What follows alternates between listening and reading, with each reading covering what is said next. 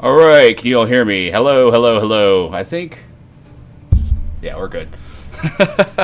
We might be a little bit too loud now. I don't know why we didn't like. Okay, well there you go. Thank you, chat, for keeping me from going an entire stream not being silent. I don't know. I did have levels before, but I'm not going to figure out why now. As I was saying, to rehash what you all weren't listening to me say before, today we are painting the Knaves, testing out the Heroscape Army Painter set that has been released. I've used these paints a bit. I use Army Painter fairly regularly. Not as much as my favorite brand, which is Pro Acryl, but they are still a very good hardy paint. The Knaves are, not the Knaves, the Knaves of the Silver Scimitar are famously one of my least favorite things to paint. And I decided to make that even harder today by using only the paints in the Army Painter Master set. Or the Heroscape paint set here. I'm still kind of getting all put together, so I'm sorry if my brain's not online. The sounds. Hopefully that's the good sounds. If not, then, well, it's just one of those days, I guess. So I guess without further ado, I'll just start doing it, and we'll see how well we do today. Famously, they have no washes and no whites, so that's the biggest thing we're going to be up against today as we kind of go into this. So let's see what we can get done today. This set has lots of different color tones that we are going to try to build up and get to. Most will be this cream color here, browns and reds are going to be our main center piece across all those, and let's see how we do. So let's start by establishing. Also, you may notice these all have different prime layers on them.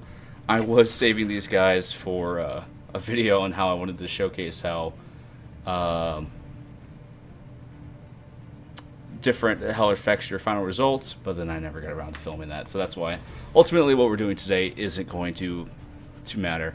Yeah, I lost the lids, Rowan, okay?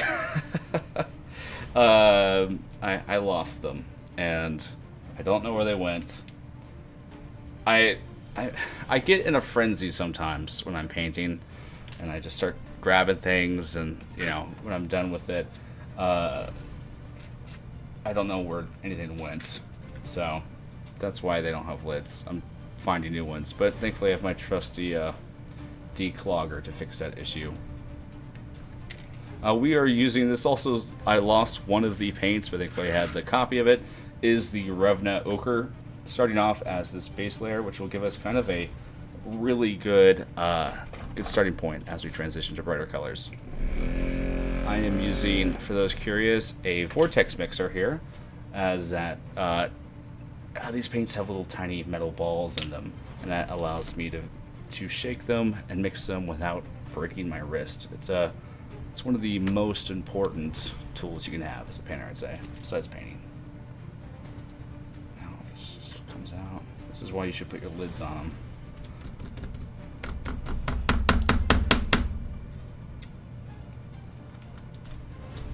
There we go. Got a big old clog. Just doing things the wrong way today. And I'm only using the brush that came in the set. It's a good little starter brush here, but it does not provide a lot of fine detail. So let's see how we do today. And just going to start. Find new ones? Yeah, that would make sense. That would make a lot of sense. These guys are interesting because they are hard to verify kind of where they are coming from, and like where the individual body segments are coming from and where they're going. So it honestly helps to have a picture of the reference. You can look on Renegade's website where they have kind of the paint breakdown, or you can just fill it in and not care about the specifics. I think this orc right here is probably the hardest, just because I think he has the most small details. It's fine, because I mean they naturally close, so it's fine. Of course, I say that with paint on my shirt, so maybe it's not. I'm sure you'll be happy to know, Rowan, that I had this shirt for exactly 1 day before I got paint all over it. So.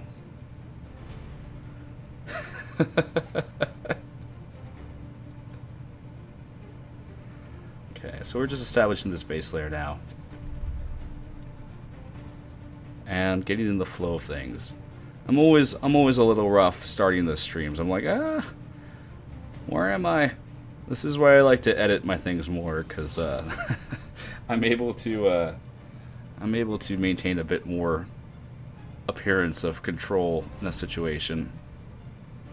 But the live stream is nice because I get something done each week and I don't have to vex about the edit.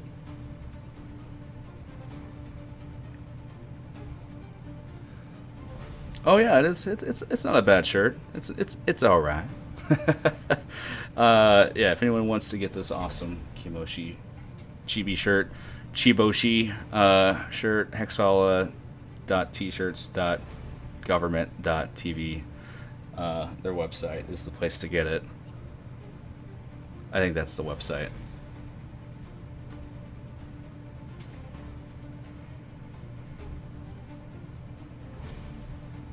It's a fun shirt.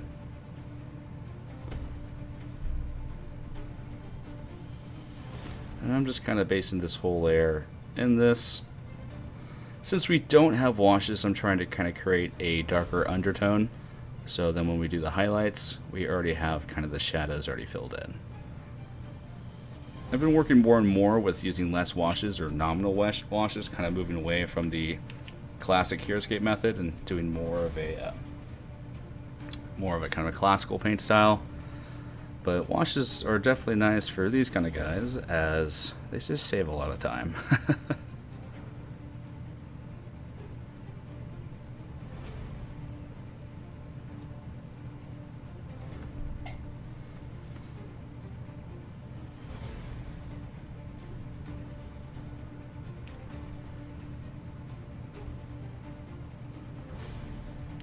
Yeah, this part isn't very interesting. If you notice, I'm kind of going in a simply light fashion, kind of filling in the main color for a layer, and then kind of go into the next one. Especially with comments out, it's definitely great to kind of go through one color at a time, both so you kind of are able to keep your paints fresh and active and your mixes alive while you have them. Even on a wet palette, sometimes I have a tendency to mix them in with other colors. As I'm kind of working, and then I forget where I came from, and also it causes the paint to dry, so you don't overwork it. Did I get the Temu version? Yeah, it definitely it was from Chexhala. I think it also sold cereal on the site too, so.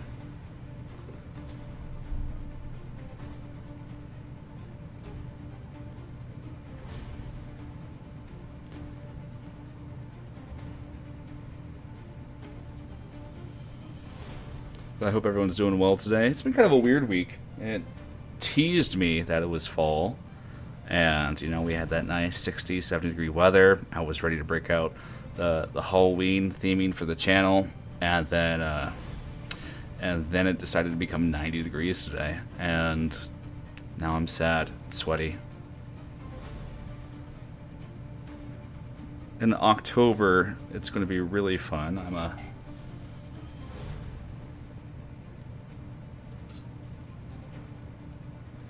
You know, the Snow Kitty you painted me well has been doing well. I'm glad that Snow Kitty is treating you well. You can't tell if I'm... you know, it's a little bit of both, Rowan, is that I don't know the exact website name, so I just double down on that. I assume it's like something to do with your name. Yeah, the Snow Kitty is almost getting its snow, though. I'm hoping, depending where you're at, get that snow backing outside. That's the best time to play Heroscape, is when you're snowed in and you got nothing else to do. I've had a lot of classic games growing up with like 9-hour games snowed in all day and stuff like that. All right, just simply line fashion going down. have any fun Halloween costumes this year? I haven't had a chance to figure out what I'm doing yet. My kids, unfortunately, at the age where we can't all be a fun group costume together. So now I have to... But it's also easier to think of a couple costume instead of a costume of 5.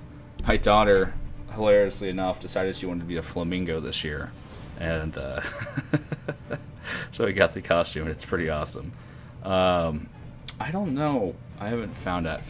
Kind of depends on how much I have devoted to the costume budget for what I want to do. If I don't have too much devoted to the budget, I just have to reuse something I did.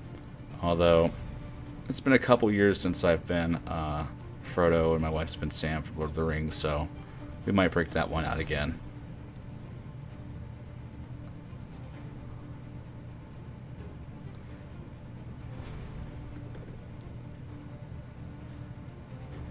Yes, I actually, the little tendrils, Customscaper's been using the gift I gave you. Yes, the little tendrils. This helps me so much with when I glue my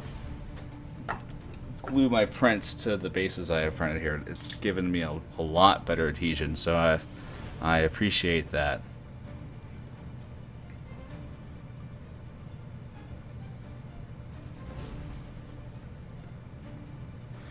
And if you notice, I'm not paying too much time worrying about the various individual cracks and details. When I go through and want to separate these, I will pay a lot more attention to them. But for now, I'm just kind of blocking in a solid base color.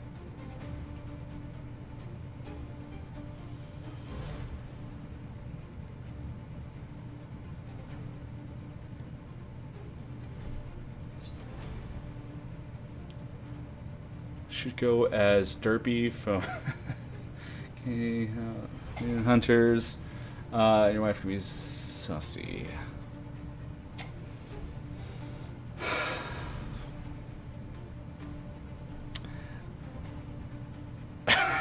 I don't remember which ones those are. Is it a lasagna ingredient? Yeah, that's... No, I've seen K-pop Demon Hunters, and I would recognize them based on their names, but I don't... I'm really bad at memorizing names, so it's a me issue in that regard. And each family is a member of Lasagna. No, where's the ban button? For those who don't know, I have a lot of animosity towards Lasagna as an institution. I have childhood trauma associated with it that I just don't like it. I've eaten some insane things in my lifetime. I'll eat almost anything except lasagna. The tiger. Oh, yes, the tiger. Oh, no, that's pretty fun. Okay. I was like, I don't remember any of the main characters in Demon Hunter being called that, but I think you can forgive me for not remembering the animals with no spoken words names. Probably said like once or twice the whole movie. Okay, I feel less bad about that. I thought for a second it was one of the singers and one of the bands.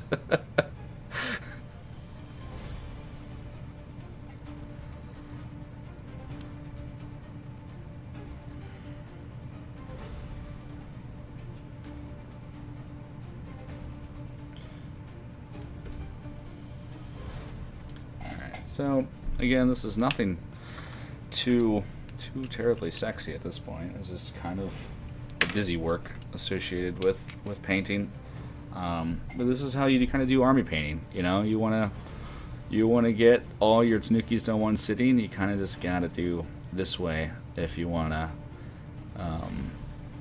have any chance of finishing them.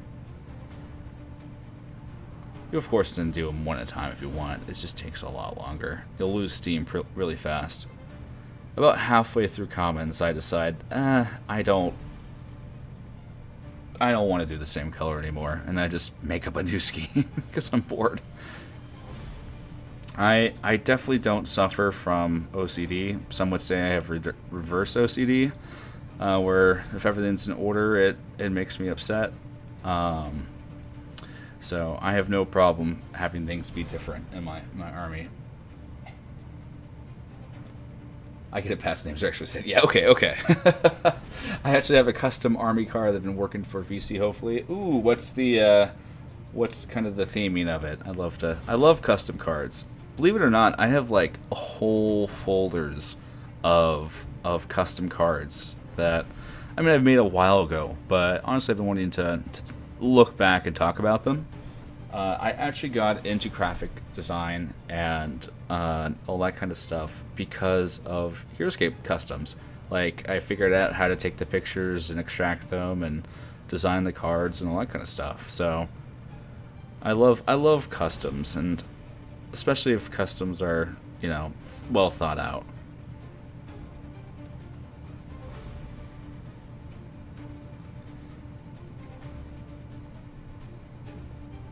Although with all the new stuff, that said, I'm slowly willing to distance myself from VC. I used to like love VC, but now I'm starting to think it's okay. I don't need VC anymore. I think I've lost to Varks one too many times, so I've soured on them slightly, but I don't like hate them. I just don't love them as much anymore as I used to.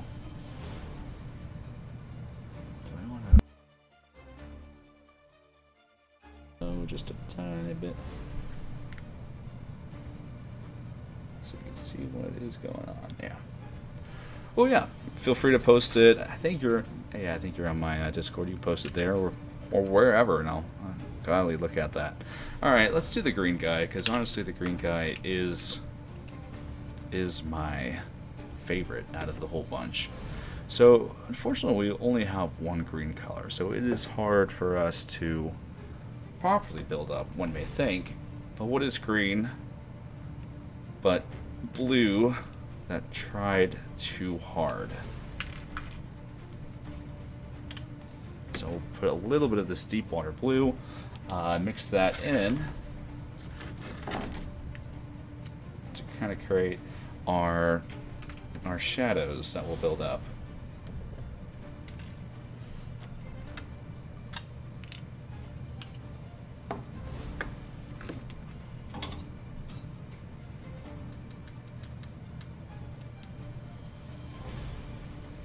Just mix it about a 2-to-1 ratio.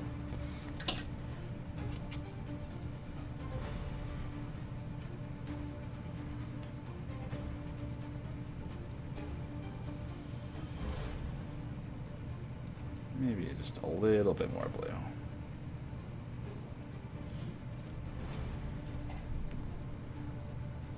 Just post in the Heroscape section. Awesome. I'll check that out when I have a chance to do so. You know what? I just realized we have yellow in this. I forgot we had yellow, so maybe I'll make my own dark green. Don't have to be dumb about this.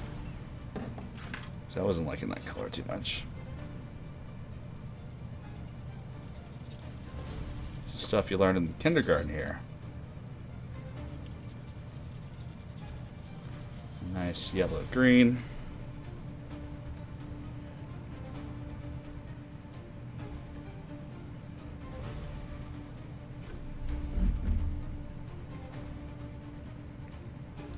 And hit all these muscles here.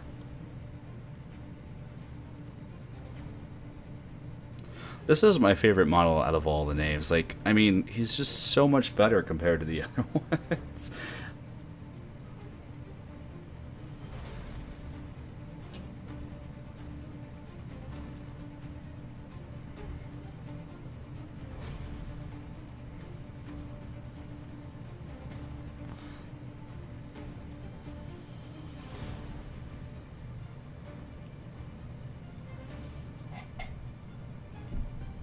Just casually shoving paints out of the way. Yeah, I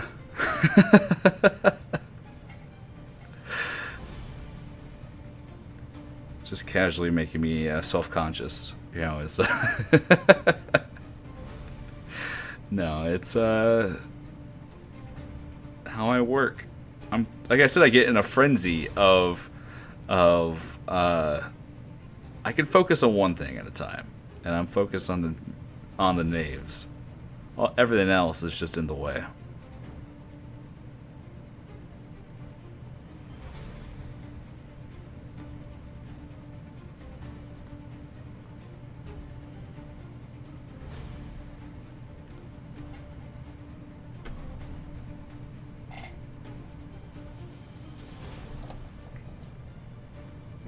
There we go. It's a better angle. It's definitely hard to paint and focus on focus at the same time. I definitely feel like I've gotten better than I did when I first started doing this, but it is still requires enough bandwidth where I'm just always mentally divided in that regard. See, here we get to see how having a gray underlayer definitely doesn't help, because if you notice, this looks very flat and very not a lot of shadows, not a lot of highs and lows. Ultimately, if you add enough layers, it won't matter, but this is why I typically don't prime in green, because it gives you nothing when you paint. It makes for a very flat model. But I wanted to verify that when I did this. I have had these guys primed for a long time. I've already painted like 3 squads of Knaves, so what's one more at this point?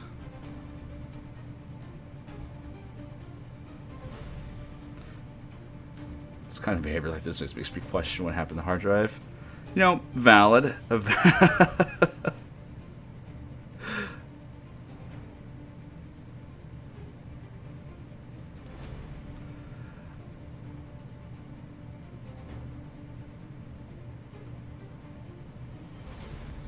I was working on my Gen Con project, which has just been an absolute bear to get done. I don't know why it's been so hard. It's almost too late to even make it. But at this point, I'm committed. While I was working on it today, the hard drive just decided to crap out with all my B-roll footage. And no one wants to sit and just listen to me talk with no cuts and edits. Thankfully, Hexhalla had a solution in that regard. I've been trying to restudy editing, because I haven't really officially studied editing, since I was in college, which was a long time ago. So I'm trying to study kind of trends and how to make more videos a little bit more interesting, without losing too much of what I like to do. So I'm trying some new techniques on some of my videos, just to add a little bit of pizzazz to them. I'm kind of going through a revisionist period of time right now to test out some new things. It's tough because I just feel old now, ultimately. At the end of the day, I just feel old. But now we're taking that. What is this? This is Sundered Sea Green. We are adding that to the tops of the muscles here. I'm doing this while the underlayer is still slightly wet, just so it blends a bit easier. And we're just catching right where the light would hit.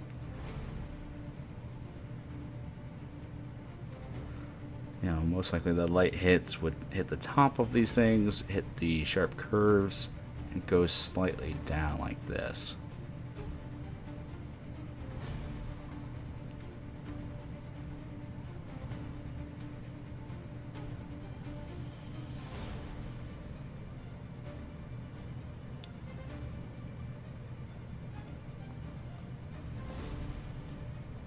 No, it's no shame in admitting that I have lots of paints as a crux for just to make what I do a lot easier. If you have a lot of paints on hand, you don't have to worry about mixing and colors. You just kind of can go bosh and just dive right into it. So it's good to kind of do different things to kind of keep your brain fresh. The Army Painter set honestly has a lot of colors I really enjoy, but I consider them all kind of secondary colors. If you were to kind of do it, honestly, I would recommend getting the starter set with Army Painter. even though they have some colors that kind of cross over.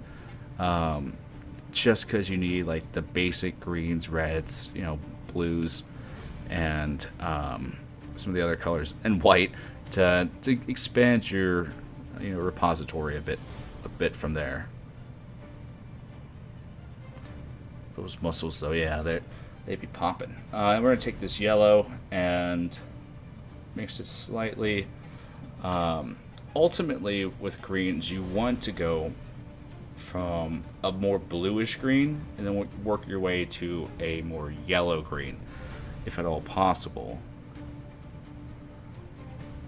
I'm just going to take a little bit and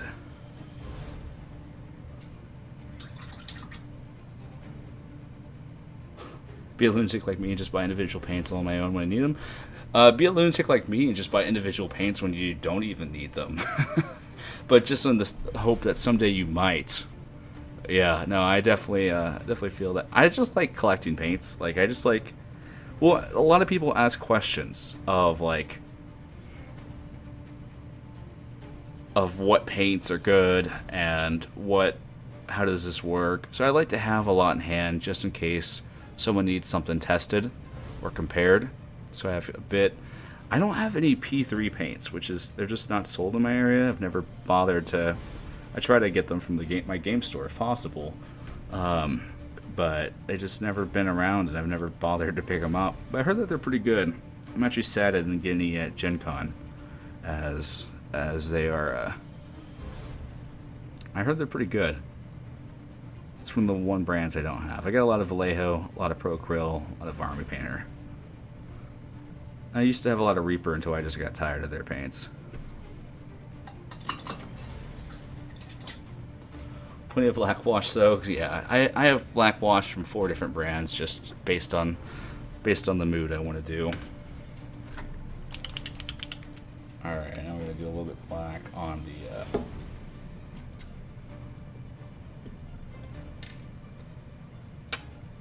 I don't know why these all don't have caps. I think, honestly, I just opened them all up one day and just started testing them, and then I just kind of forgot because I had to find all these to bring them out after I tested them. I'm just making the initial layer of these little dagger things a bit dark. We're kind of getting to the point where we have to start separating these guys one by one, just because they're all so unique. But do the Turbodorks still have their paint? Yes, they do. I know those things do not work well with too much air.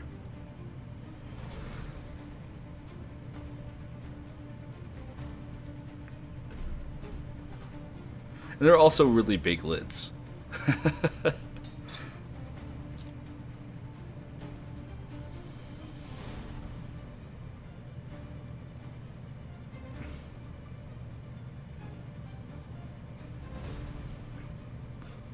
I am glad the set has black. Black can take you really far with colors. I'd say it's the second most color to have, important color to have besides white.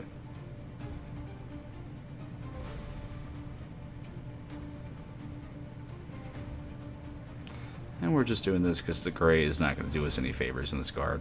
It's going to make the metals look really flat.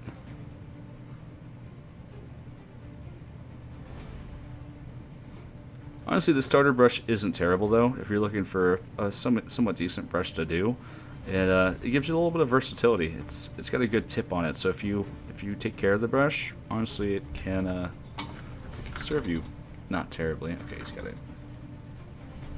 We're gonna actually do Brigandine Brown for the copper parts.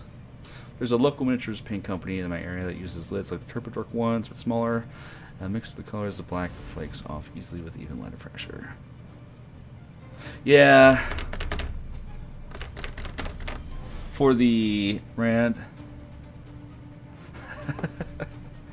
I think that's a pretty good idea, Rowan, is make yourself a wizard hat. I think that's I envy those talented enough to do that. And Vixonia, you said is it the local paint brand that the black chips, or is it the Army Painter? I'm just I don't know which one you're referring to.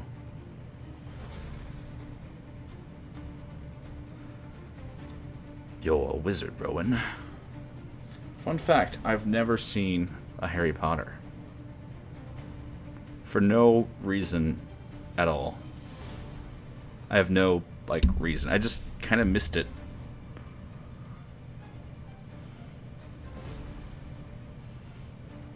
And never bothered to get interested in it.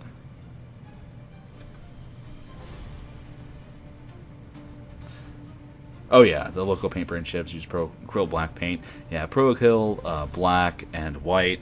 I mean, regardless of the paint brand you use, I would definitely, or at least at minimum, recommend using those ones just because they are so crispy. Although I do like matte black too from Army Painter just because it's a little bit darker than their coal black from Pro Acryl. But both are pretty good.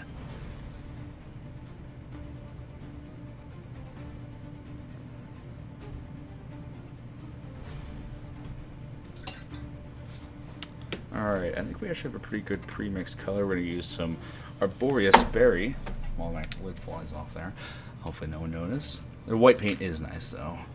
That's good, yeah. Once you find a good white paint brand, they can really... I mean, a good white paint is just your best friend. So, I really like Tooth and Coat's white paint. Not like they're pure white, but they're like off-white. I use a lot for teeth, just because it's like the right consistency out of the bottle. Good, way too heavy in your black washes. The coal black for Pro Acryl isn't a problem. Oh, yeah. So that's, if you plan on going heavy with washes, then yeah, definitely make it a bit brighter. All right, we're gonna do his little arm things here. This is a bit more pinkish than I would have thought, but it's fine. I think with a little bit of red highlights on it, it'll kind of brighten up. Honestly, let's mix just a tiny bit of red into it, just because it's a little. I'll keep it as is, but I'm just back and forth in the color. Maybe just a tiny bit of black, so we have something more dramatic to build up from. It's just a touch too pink for me. For what I'm looking for.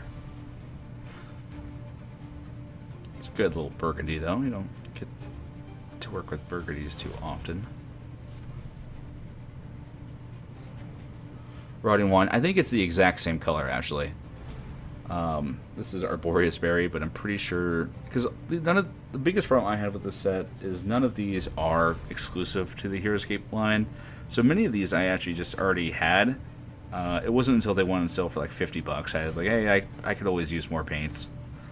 But I think most of the colors I already had on hand. There's a list floating around out there of what they translate to their common core colors. I'm always looking under the underside of the arms. Those areas are the trickiest.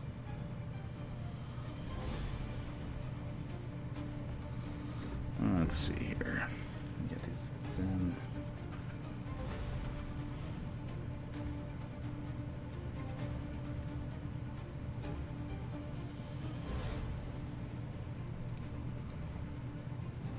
Have you tried the Heroscape paint? What is your opinion? I'm actually only using the Heroscape paint today. And my opinion is I think they're a great list of secondary colors. I think they're missing some primary colors like white and such, which limits it from being like a thing that you can paint anything out of the box. And with as heavy Heroscape relies on washes, honestly, it'd be nice if it had a wash in the box too, so you can kind of get that classic Heroscape look. But I mean, Army Painter Fanatic paints, I never looked down on. Fanatics, not the war paints. Yeah, you can look down on those. So I think it's all right. I honestly kind of wish they were speed paints. I think that would have been a lot more helpful for people kind of getting into the hobby. It's kind of a, I think it's a novelty more than anything. I mean, look, I got Jandar Blue. Like, I'm keeping this bottle just for the collectability of it, honestly, because it's kind of it's kind of cool, like, to have. I don't know what strings they had to pull to kind of get this to work, but it's kind of a big deal because they typically partner with like more bigger brands. Heroscape kind of secretly has a lot of a lot of kind of external influence, for lack of a better word. Like it was presence at Gen Con was crazy. Like on the tote bags, and it's on Game Trader Weekly. Like they're putting a lot to really spreading the notoriety of Heroscape in terms of branding and recognition.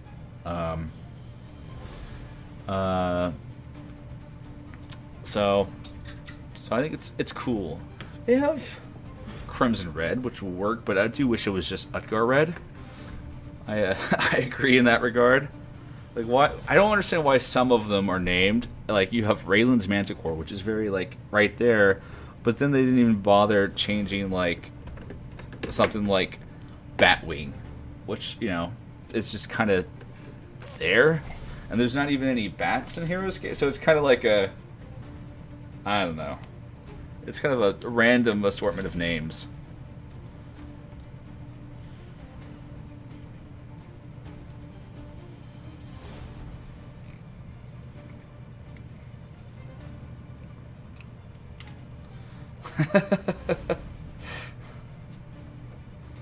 I don't really know what happened to them all. I wish I did. Alright, so I'm taking some of this berry and mixing this with some of this crimson just to kind of start shifting it more into red here. And we're kind of doing a bit of edge highlights just to kind of make this look a little interesting.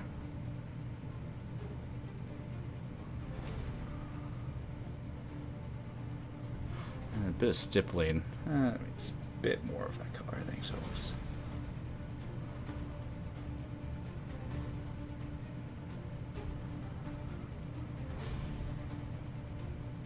Here, I'm just wanting to will more sharpen Heroscape models' existence for 3D printers. Yes, I hope whoever was doing those touch-ups keeps on doing it, because boy, they like are night and day. Let's see here. Do I have any comparison?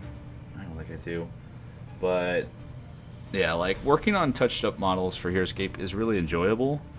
But that's why I kind of am trying to take a little step back from painting as much like 3D prints for people as I was doing. It was just kind of no longer enjoyable for some figures. Like painting Death Chasers is not fun because there's just no, it's a mush. But the things that they have touched up, like the like they touched up some of the like dwarves and stuff like that, and when I'm done with them, they look better than the originals. Here's a fun question: how close is Jandar Blue to Zedekron's highlight? We can certainly look into that. I think it's pretty close. I've used this color in times past. I think it's a couple shades too bright. Traditionally, what I like to use for like Betacron is Vallejo True Blue. I think that's about as close as you can get. I have. Yeah, this is True Blue on an Omicron I was working on. Do I have Zedekron nearby? Nah, he's in this box. He's in this special box. Here, I'll go grab him.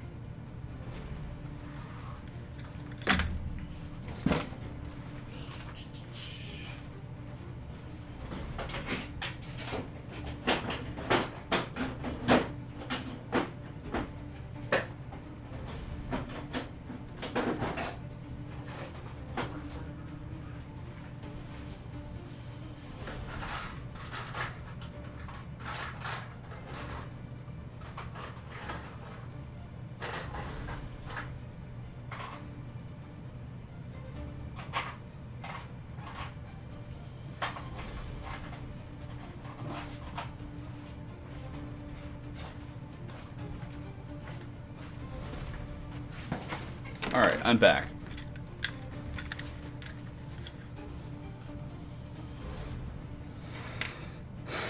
Custom scapers that does that mean I can't pay you for paint a 3D printer for me then? LOL.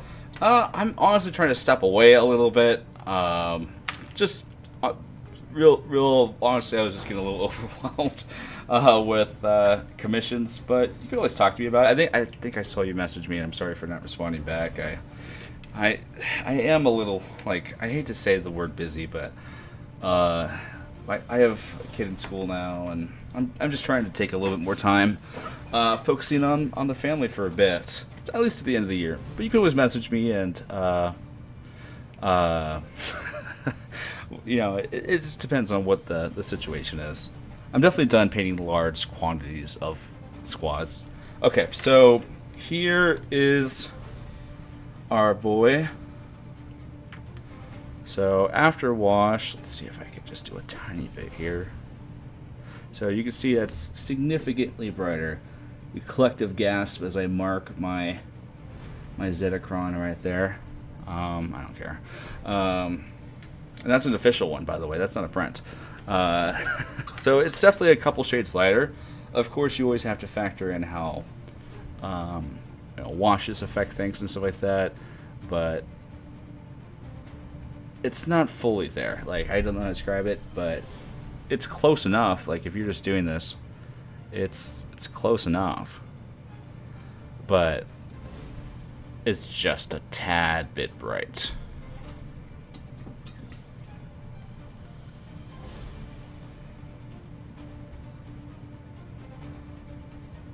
Yeah, the high-res Zetacron. Yeah, the high-res Zetacron is really nice. It's almost like the exact same thing.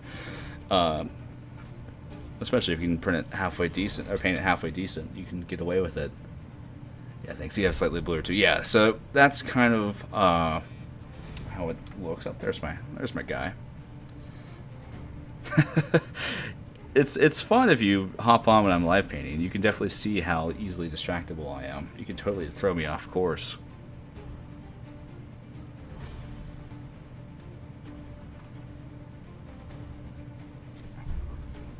The hive bone is honestly not terrible. I use that for like Osaga, you know, before washes and stuff like that, and it gets me relatively to the point where I'm looking.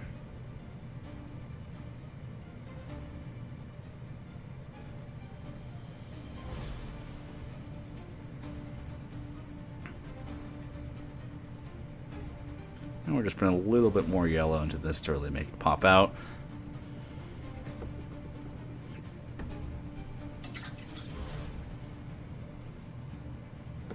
Alright, so we're going to use this tainted gold and mix with a tiny bit of burgundy brown just to royal blue by the Army Painter might be closer. Yeah, I don't know if I have that one, but I think true blue from Vallejo is my go-to. Yeah, I think blue from Pro Acryl is just a tad bit too dark, honestly. So it all comes down to how particular you are about it, and Heroscape is so influenced by wash that it's hard to get like a true color. Honestly, let's use a bit of leather brown with this tainted gold. Tainted gold is a weird color. It's honestly not my favorite to use, but they didn't give us, you know, greedy gold, which is what I wish we had, because greedy gold has a really great dark brown color to it, and it blends into a lot of things. This is kind of a more of a brassy gold, so I want to see if I can get this more close to what I want to do. And mix a bit of yellow and that brown into it. People always seem to forget that you can mix metallics and non-metallics together. And it also is great because you can create a bit more of a matte form of the color you're looking for. That's close enough for me. You don't have a lot of wiggle room on it, but you have enough to get relatively closer. Been loving tainted gold way more than I thought at first. The greenish was great for the older curry. No, I definitely think it has its uses. I like the brown, the gold with a bit more brown in it. This is more close to like a white gold than it's harder for me to kind of know where to go from here. Like, I don't know what color works as a good highlight. I think you need one to go more like a brass with it, but just as a single layer, it's not terrible. I could be super extra and just do non-metallic on this bits, but I ain't got time for that.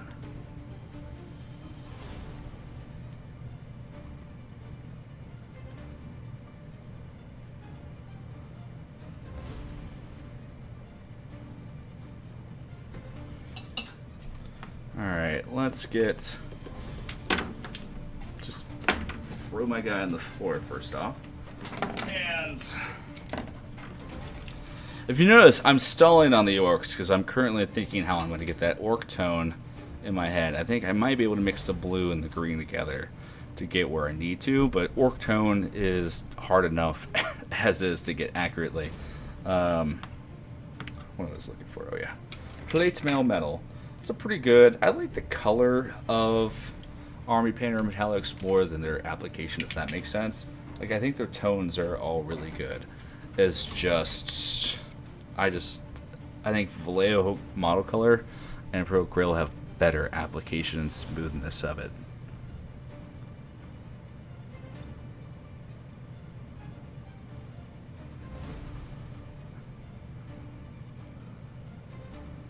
And since we don't have washes, I'm going to have to try to outline this as best as possible.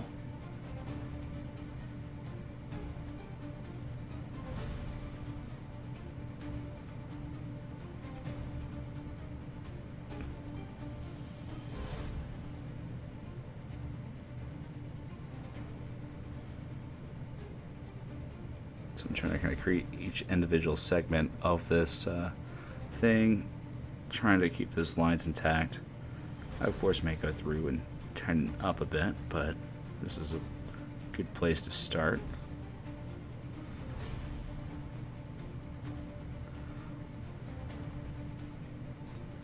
And this was an amazing stream so far. Well, thank you, Hexala. Thanks for joining in.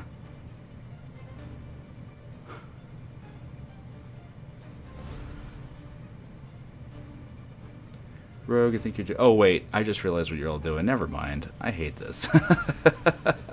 I just realized that you're being mean to me by being nice to me.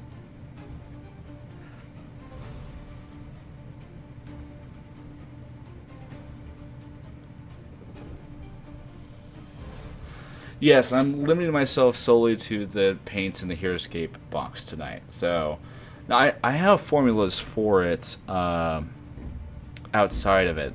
It's pretty much an off green, and what is it? I have it written down somewhere, but pretty much you want an off green, a turquoise, and a little bit of gray mixed in for good measure to soften it, and you get pretty close to it. But yeah, tonight I'm just limiting myself to what's in the box, seeing how far I can kind of take it. With if someone, you know, is this a good thing for someone just to pick up and see what they can do with. So I'm kind of putting that to the test.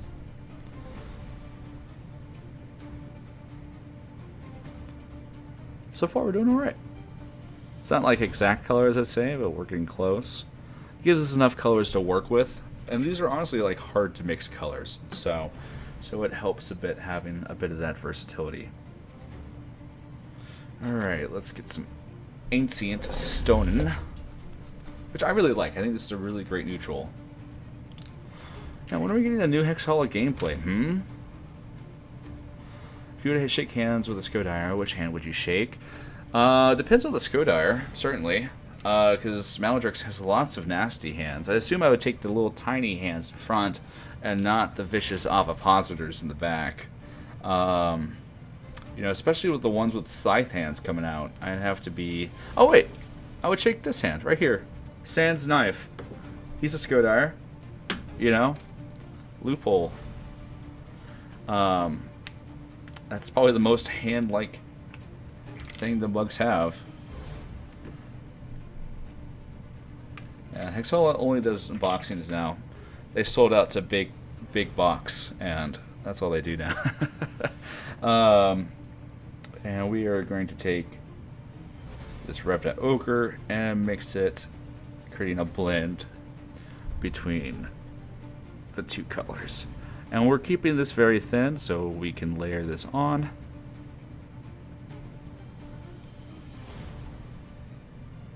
And just kind of let this be our shadows for us.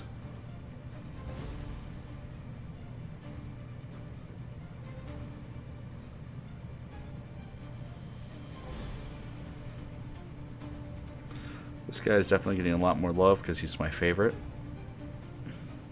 But I'll try to jump into some others pretty soon. Okay, you can open a box like a normal person. Yeah, I guess that's true. The normal person does use a machete to open their box for things.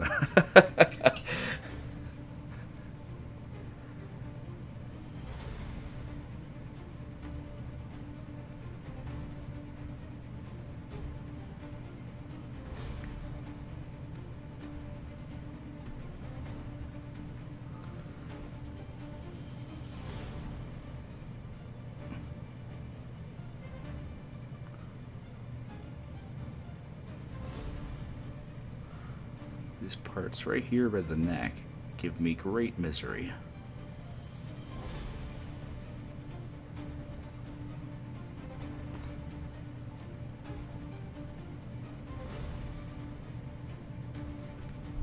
Am I even in camera? I think I zoned out there for a second. Alright.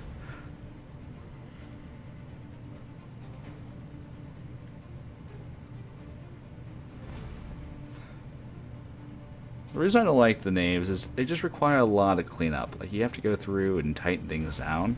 They're not bad, honestly. If I was doing this with more colors, if I kind of airbrushed the starting color and just did some of the big tones, it wouldn't be terrible. But let's use the same tone for the toenails, which are important.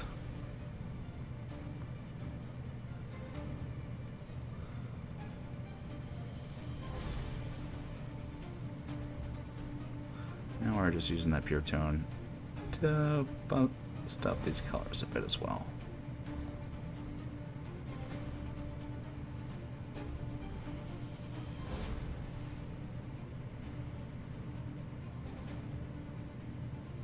I know, I was just thinking the same thing. It's kind of just a playlist I had put on. I was like, where is this where is this going to? It definitely is just building up ad nauseum.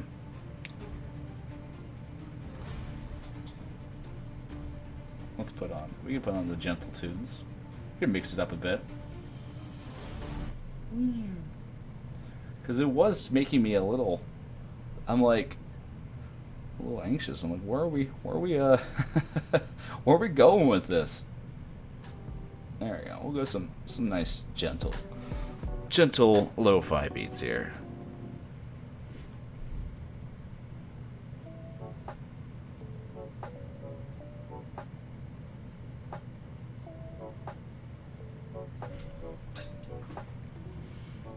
Okay.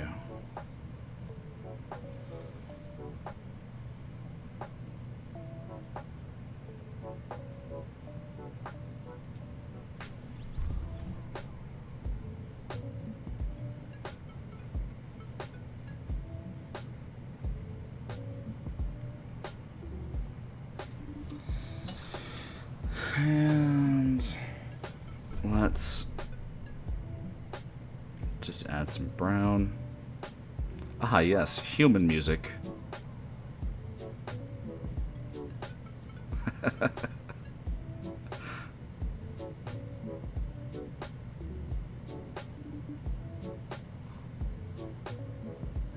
I like it.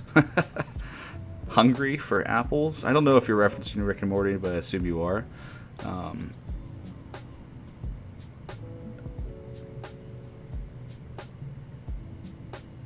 we're just taking some of this burgundy and brown and adding a bit of shadows. Just paint it on for this thing.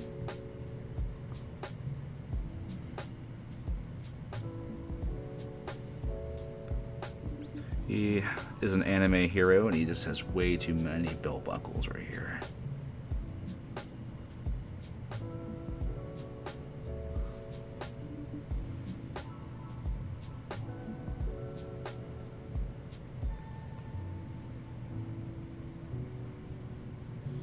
Yeah.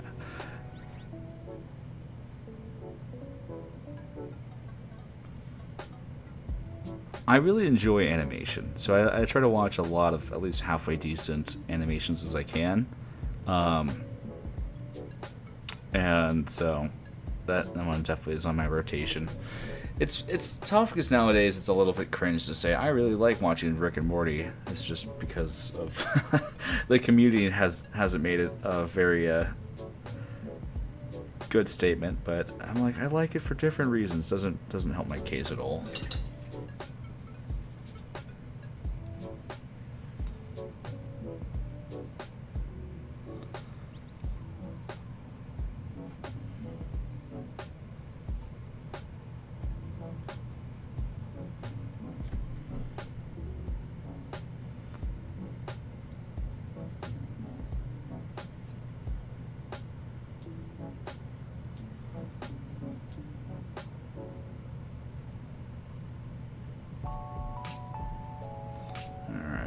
Doing some detail work, so I'm sorry if I'm not talking as much.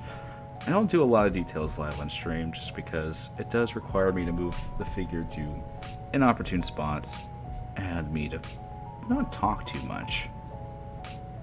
Alright, let's give this guy a little breather room, let some things dry on him, and we'll touch him up later. But yeah, I think we got fairly close. I'll have to spend a bit more time touching him up, but I mean, tabletop ready at least. A couple more details. All right. Do I want to? Let's do the elf guy next.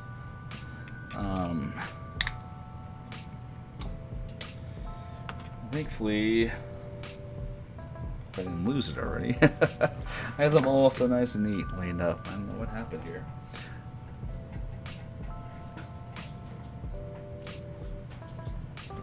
Where is my barbarian flesh, or tan dwarf skin as they like to call it? I'll find it. I'll do the other parts.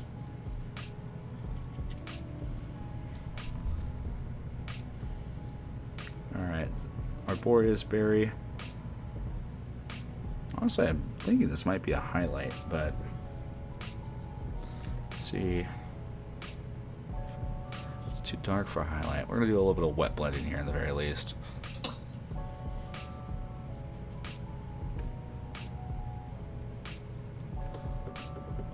If you can paint capes really fast, you can get some really fun stuff going with them.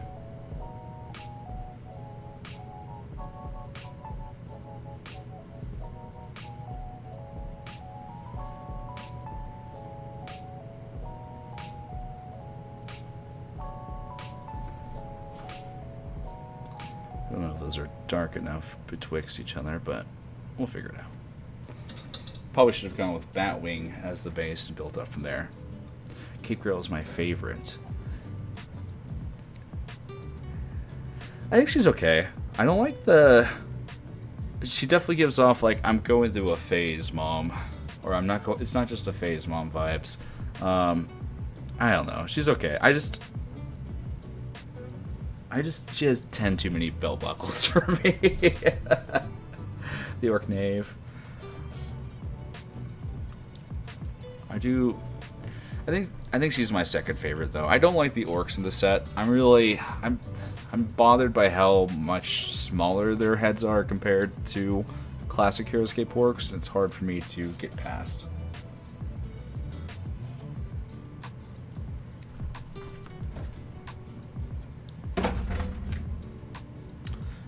I lost my tan dwarf somewhere. I'm going to use my barbarian flesh, which is the same color. Didn't ask your opinion. Oh, I'm sorry. All right, so we're going to go barbarian flesh here. You know what? Let's go with actually a little bit of leather brown as just the base. Give us a little bit something for barbarian flesh to jump off of.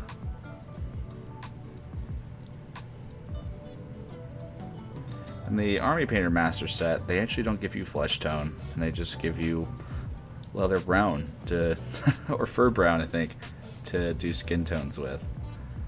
Which,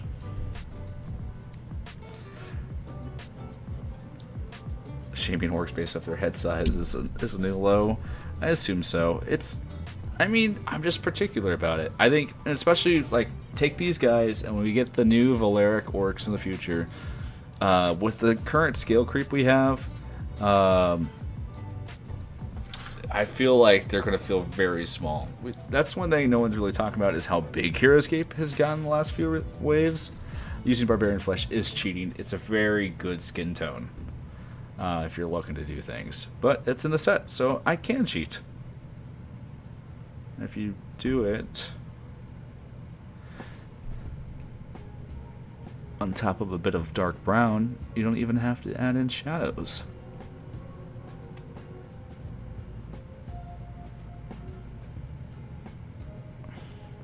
I'm so happy Army Painter brought back their warm flesh tone, which is one of my favorite washes of theirs, which was not part of the Fanatics line, but thankfully it's been reintroduced with the Grimdark line, I believe, or the Masterclass set. Exact name escapes me. I can't remember names, but it's good to have it back. I actually have to get that set. That's one then, because that one actually has a bunch of unique colors that are not available in other sets.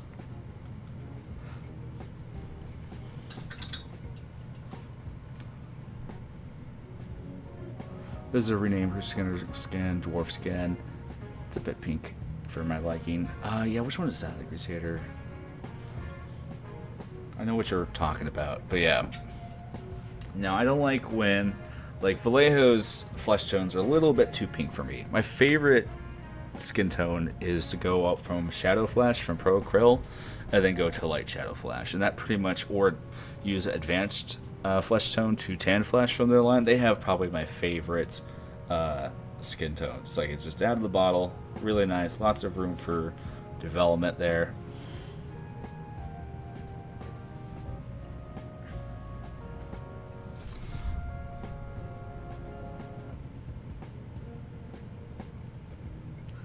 This one gives a little bit more space to work with highlights. I have to kind of go through on the one I was working on and buff those up.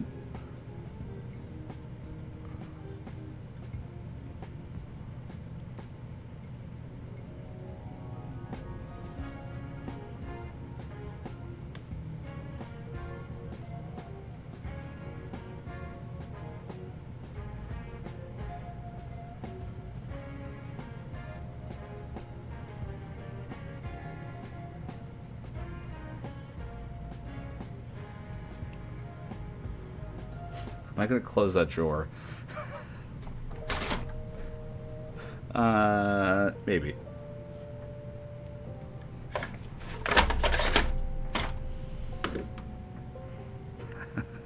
There, close it for you.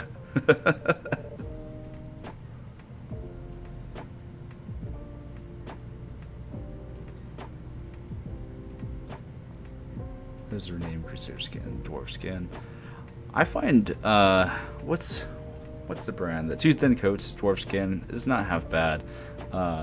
It's a bit too tan, like orangey for my liking, but it's not terrible. Now, let's do some hair. We're going to take some of that leather brown. Just a really good brown. It's one of my favorite, just kind of neutral browns. We'll build up some blonde hair. Keeping it as close as the original colors as I care to make.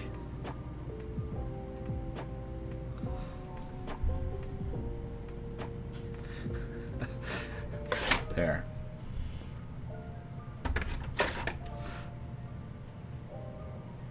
Fixed it for you.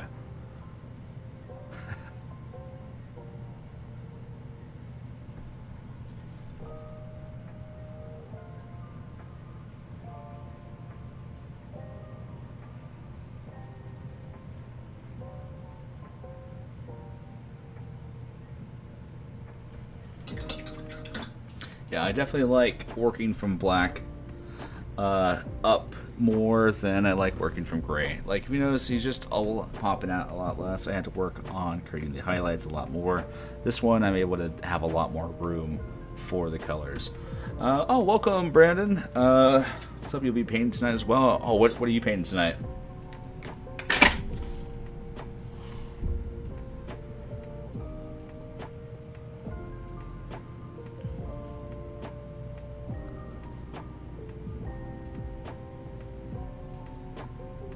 Painting white or off-white colors without wash is fine. It just takes a long time. Very thin layers.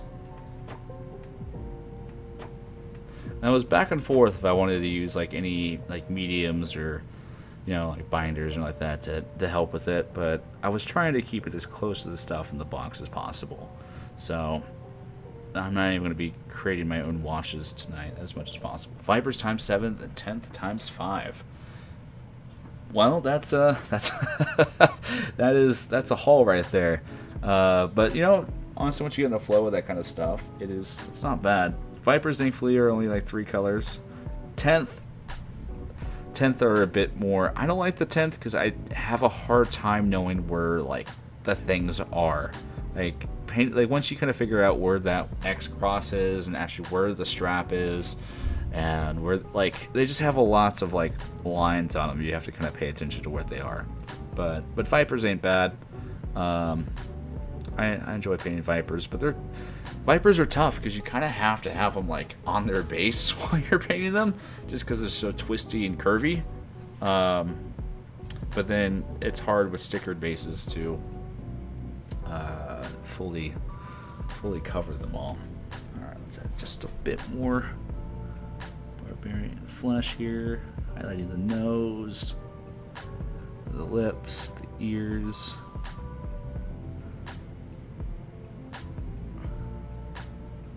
Wash my 10th test run, made it go from 310 oh yeah, wash on classic Heroscape, especially prints, is a necessity.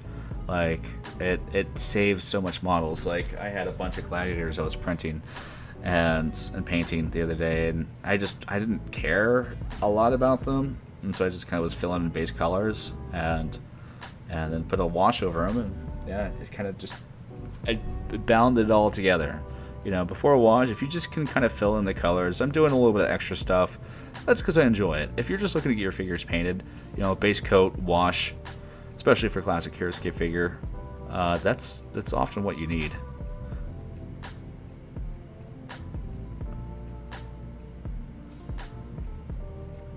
All right, let's see here. Let's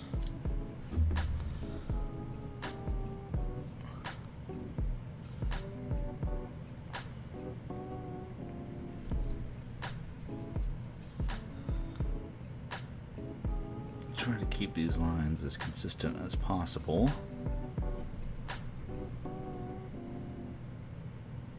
But best of luck to paint.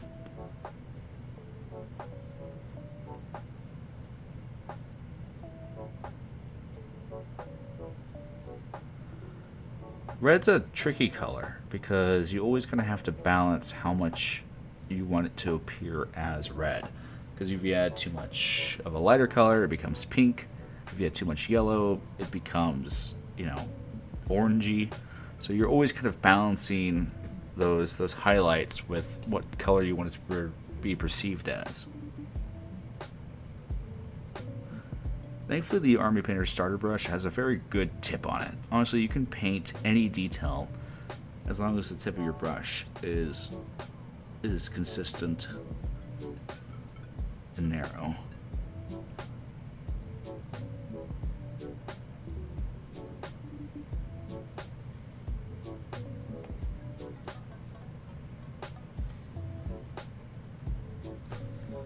Alright, so this is how we're looking so far. We're getting there.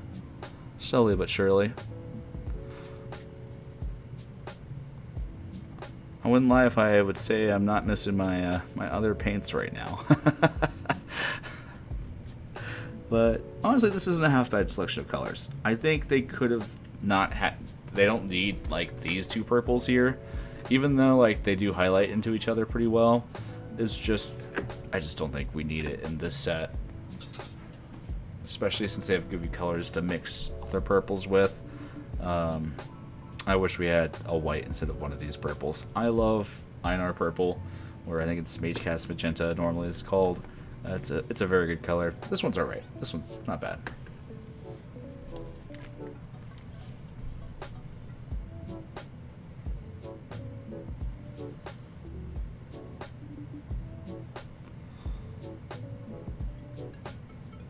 Excited for October. I plan on painting a whole bunch of the spooky, scary stuff that's coming out. Having a lot more releases scheduled. This is kind of what I'm working on this month coming. It's called Scape Timber.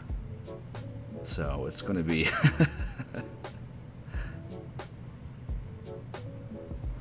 Man, this challenge seems rough. Wonder who the idea was. Entirely my own, for sure.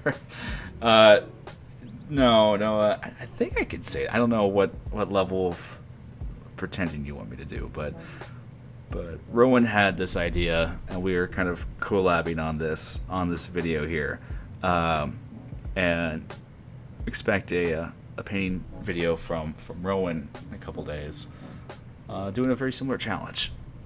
So we're both trying this together. Except I don't have to edit mine.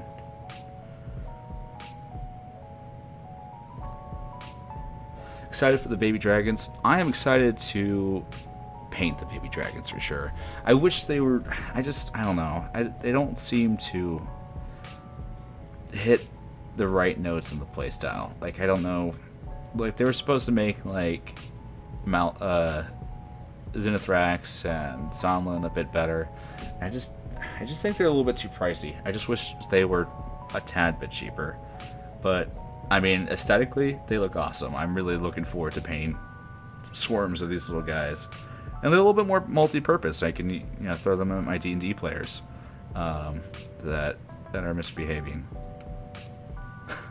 Here, I'm gonna go get what I just got recently.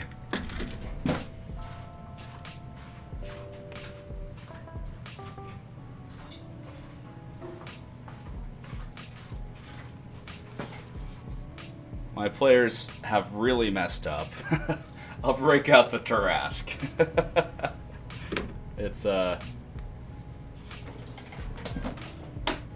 got someone was selling them online for a really good deal. Oh, Kyrian forgotten again. Yeah. Someday she'll be good, maybe. I didn't even consider it. Like, if you're using dragons with Kyrian, I mean, that's the army you want to play. I should see the ancient copper dragon you're painting up right now. Ooh, I love it. Yeah. So if my players are messing up too much, I'll bring, instead of. Here's the question: would you rather fight one Tarrasque-sized baby dragon or 1,000 baby dragon-sized Tarrasque? I don't know. Ooh, I'd love to. It's so big. Normally that thing is like a $450 model, and someone was selling it for $60 in Facebook Market. So I snatched that up. I scour for deals. People always say, "Hey, where do you get all your terrain from?" It's because I just scour. I've been scouring for a decade for Heroscape stuff. And eventually, if you look consistently and long enough, eventually it'll show up. But is it going to be weird and like whenever Renegade Heroscape ends? Hopefully never. But I mean, eventually that day will come, and you'll be at the Grotzill, and you'll be like, "Oh, here's Renegade. Here's the master set of Renegadescape." I remember I used to play this 20 years ago. Like, I don't know. It's weird to think about.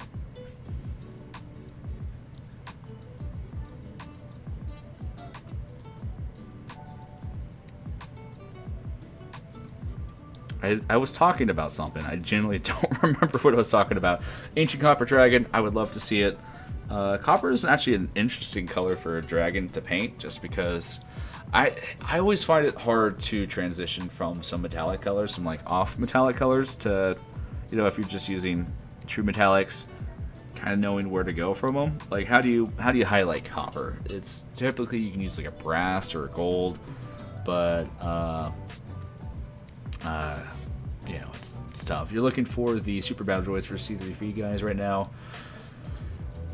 I had a whole bunch at one point. I had to sell my whole Star Wars collection just to pay bills, which was sad. I had a whole bunch. I had some really rare stuff, but I had a bunch of battle droids. I mean, Legion I know sells a bunch that you can paint, which is nice.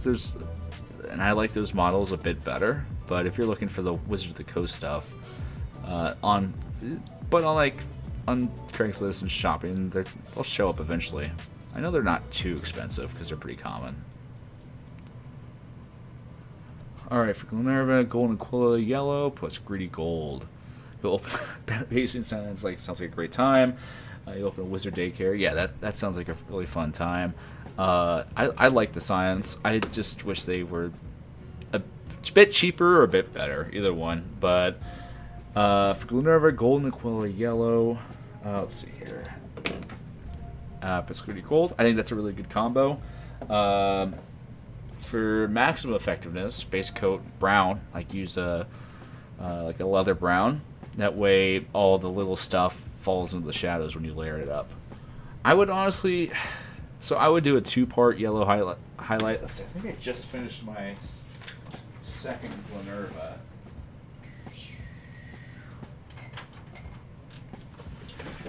So for my Glenerva here, I used a brown base coat, and then I layered up brown base coat, and then I layered up to like an ochre, so like a yellow brown. You can even just mix demonic yellow and brown together, and then straight up demonic yellow. So yeah, I would use more of a brighter yellow for that punch, and I think it works better with the Greedy Gold, which is a bit more of a brown tone. But I mean, I think both are fine. This one's just a bit more softer. This one's a bit more leans to, I think, the mixture, a bit more of the, just doing color theory in my mind here. I think this one leads a bit more to the light green side, just slightly. Yes. The Han Moon must be sealed. No one wants to hear me sing, though, so that's the biggest thing.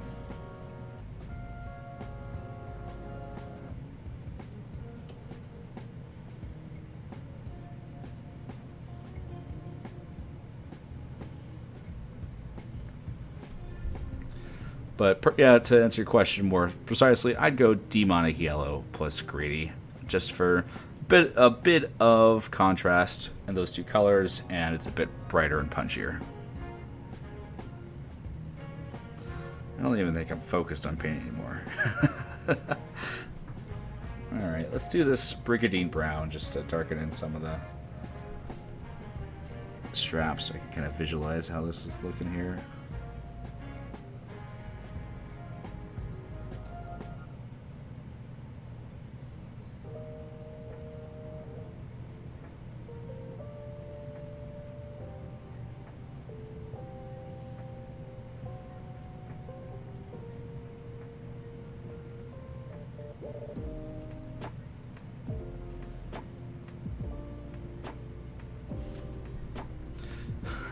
No, you do not want to hear me sing Golden. That is the...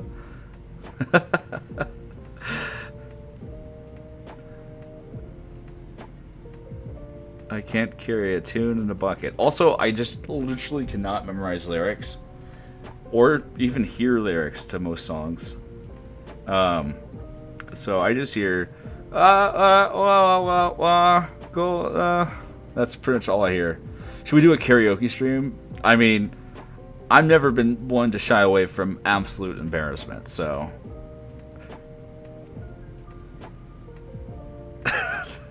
That'd be the worst thing.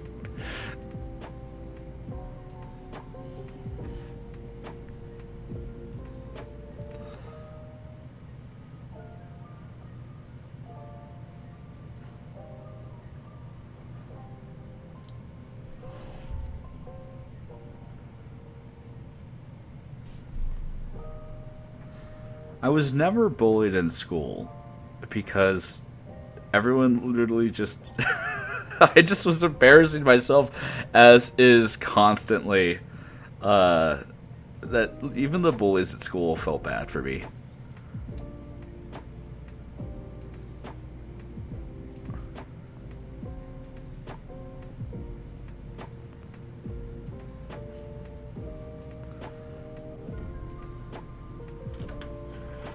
She'll be back with Glenerva one more time. Where did I put her? Oh yeah. That is not. I mean, I took a slight deviation. I put blue feathers on to match with the Aquila theme, and just add a bit of visual punch to old Glenerva here, because I think the official scheme has this be black feathers, and I felt like it just muddied too much with the black wings. So that's the beauty of painting your own stuff. You can say, I don't like that. I'm gonna do my own thing. I just think it ties into Aquila a lot better. Alright, let's take a little bit of this crimson red here. We're going to just slowly... Hopefully this is a well-defined cape, so we can just kind of catch all these ridges here.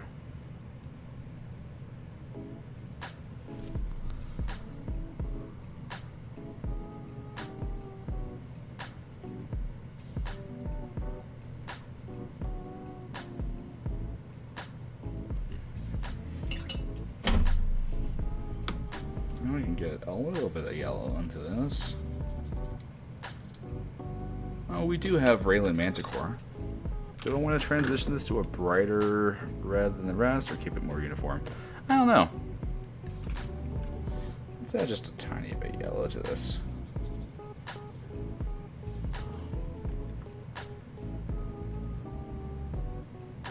I like that. It's a little bit punchier. Yeah, highlighting fabric is quite literally my favorite thing to do. The acolytes, which I've been working on, just some test schemes. It's just so many fun things to do. I'm kind of trying to find a good scheme. I'm trying to go more off the box art. I'm still kind of working on them, but it's just so many fun layers, well-defined edges to do. Yeah. Fabric is like one of the hardest things painting when you're starting off, and then once you kind of figure it out, you're like, there's a lot you can do. Lots of the latest Escape releases have had really flowing cloaks with like the Tanukis and the Acolytes and all that kind of stuff.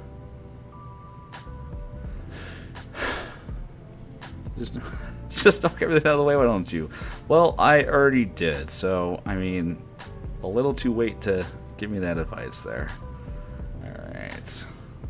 Ooh, I'm liking that. Making the shadows a lot more well defined as we increase the brightness.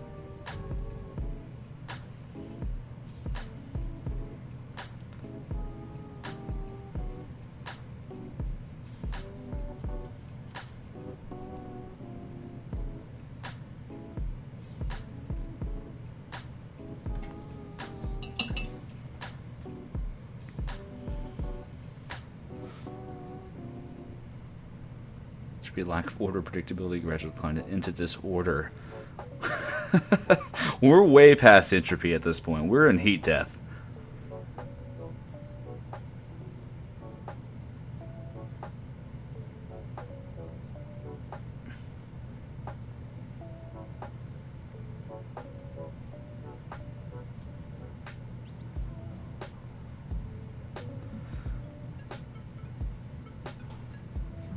Are you excited what's going to be announced in October? I am.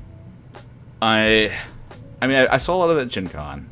I think it's going to be a big one. I think this Renegade Con is going to be a big one for escapers, because it's kind of the official, like, Renegade's kind of on their own. They got no more AO8 now. It's like, based off what we were teased at Gen Con, I'm really excited for where the direction of the brand is going.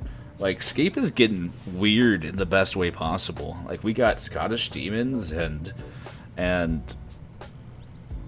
giant krakens and shipwrecks and You know, we got a bunch of weird stuff just previewed. And we got G.I. Joe in there for some reason. Which I'm not even complaining about. People like G.I. Joe, cool.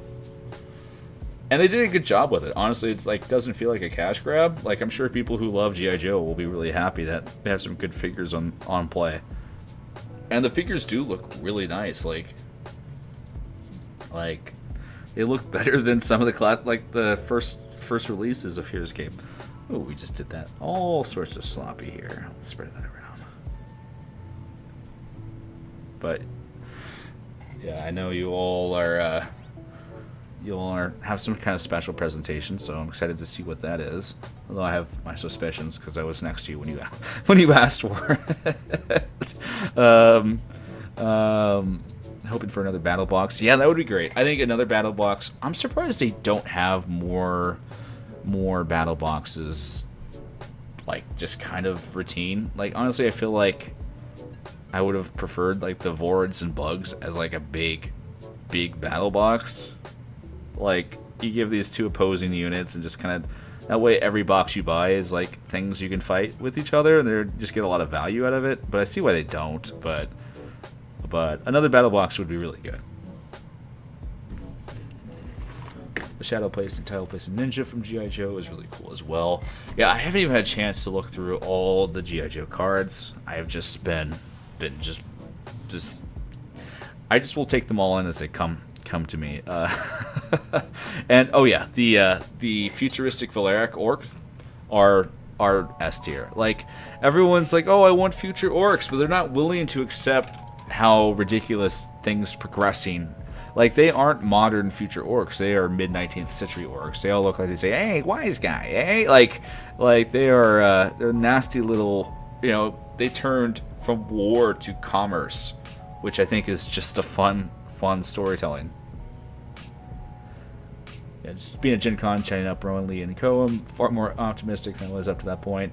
Almost 180 for me from pessimism to optimism. I agree. It's one thing being forced to do someone else's homework, and then another thing where you get to do it yourself.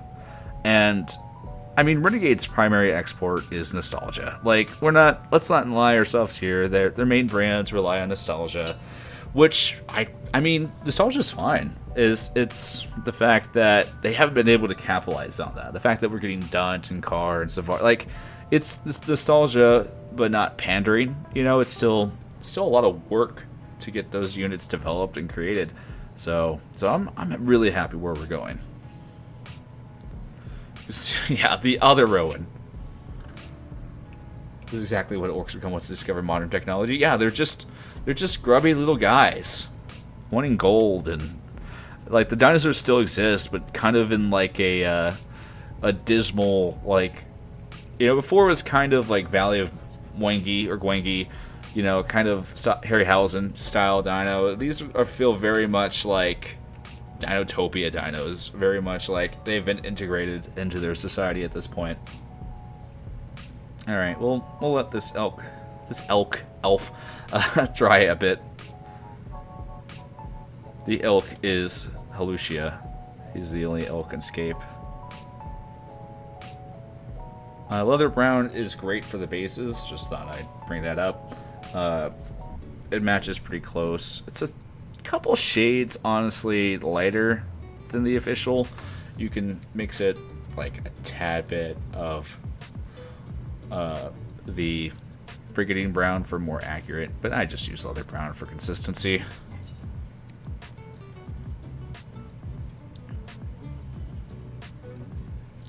Okay, I just thought I'd shut that real fast. What am I going to do here? Alright, so we got Jandar blue, and we got this green in play, and we're going to take a little bit of just this.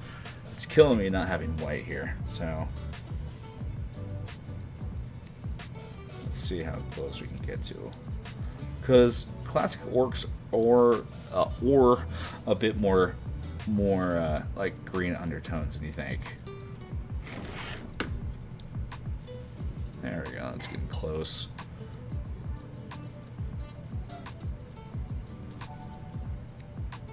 There we go. That's pretty good for me. It's a little bit too teal, but that's fine. Once we put a wash on, it'll kind of clear up.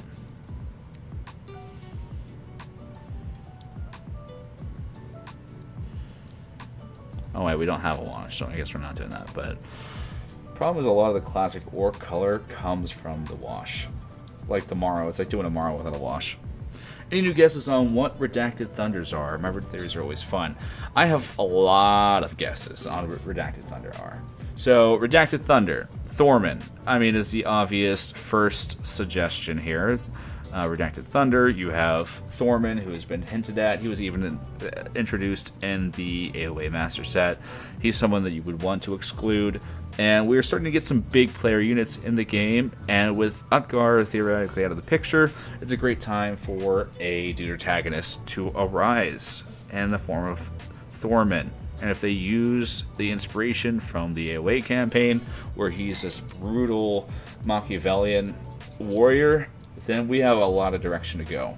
I think they've been setting up a mystery for a while, and I wonder where it's going. So that's the first obvious answer. Although I feel like Thorman won't be revealed until the Citadel, so that's why I hold off on that just a little bit, because I think it's still a bit early with all the new generals popping up to get this antagonist. But I do believe he's the one orchestrating the pirates and all the if you follow the lore, there's been a lot of sketchy things going on. Like Revna keeps on taking the blame, but she's repeatedly kind of be shown just to be a weirdo and not like a force of evil per se. It's very complicated defining her, but so I'm skeptical in Thorman. I think it might be him. Then we have you have to consider, why is it thunder? What comes after thunder is after lightning strikes. It could be almost like a Greek god named. You know, it could be, instead of Thorman, it could be Thor's thunder. You know, the traditional Norse god of thunder. It could be like a character we've seen before, or it's so we have to evaluate, like, it's redacted for a reason. And why is this reason? It's because they don't want us to know, because it's obviously some kind of reveal. So it could be Utgar's, thunder. After the strike on him, he returns even loud and more resounding, which is a reason to hide it, considering that he's technically considered dead at this point, although everyone's skeptical of that fact. It could be just like a named character that they want to surprise us with. So we could have like Orm's Thunder, or Maladin's Thunder, or something like those unnamed, unreleased guys could be making a grand return. Or it could be like a classic unit, like Kimoshi's Thunder, or Savaris's Thunder, like reintroducing these classic characters that we got. So those are my biggest theories. Or it just could be the name of their new band, Redacted Thunder.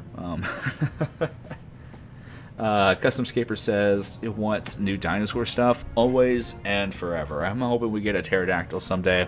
I pitched it before. I'm going to keep on talking about it till we get it. That's what I want to see. Using some matte black here. A bit thinned down so we can make use of this thinethol. Yeah, I'm glad we got the Pachycephalosaurus. A big Quetzalcoatlus would be nice. Honestly, I'd love a Dimetrodon. Like, just having one of those big sailfish dinos would be kind of nice. And maybe like a really huge, like, level Brontosaurus. Ooh, Valkyrie? Valkyrie is an interesting thought. Because, I mean, if you're on the Discord, Lee, the producer, has always been coy about Valkyrie.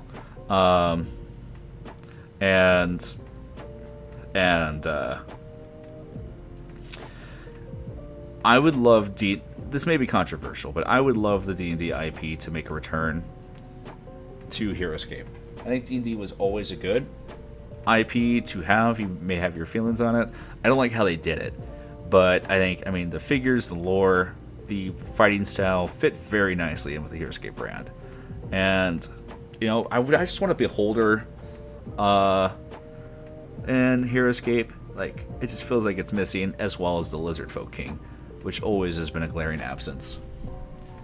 And what will Grimnack XI ride? So there's two options. He's a steampunk dino, which is pretty cool. Just like a mechanized jaw, maybe bits of or it's just a really ancient, really ancient Grimnack. That the Grimnack, you know, like the dinosaur just hasn't died. Like they just live a long time or something, and it's just like it'd be fun to see, or like a descendant of Grimnack, like that's developed a mutation, like a two-headed Grimnack, or two-headed Chompy, or whatever that is. Made your own custom dinosaur general. I am down for that. More dinosaurs, the better. I'm glad that Grut is getting a lot more love, because it was Grut and Icaria are both just the most undeveloped planets in Heroscape. Because pretty much all we know from Gruts is they have Gruts, and that they like to fight and ride dinos, which I guess is all you need to know. But it's nice that we get to explore that world a bit more. In Icaria, we actually have very rich lore, but we never really got to expand on it or realize it in any way.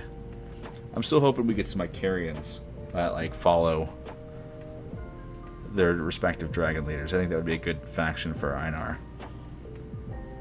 Yeah, not one but two chomps per turn. Exactly. That's what I'm hoping to see. Or even like if it's like a reduced, like, you know, he has like a big head and like a vestigial head.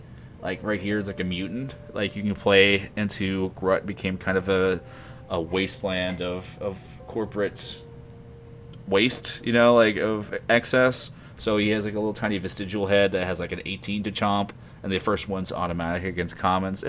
We need some anti-squad tech. I did the Sir Heroscape qualifier, and there's just not a lot of good squad tech, anti-squad tech out there. We're kind of outpaced by Gilry and Giants, and I don't think we have a lot of strong options against them besides running neither of those into each other. So hopefully we get some strong anti-squad stuff coming out pretty soon.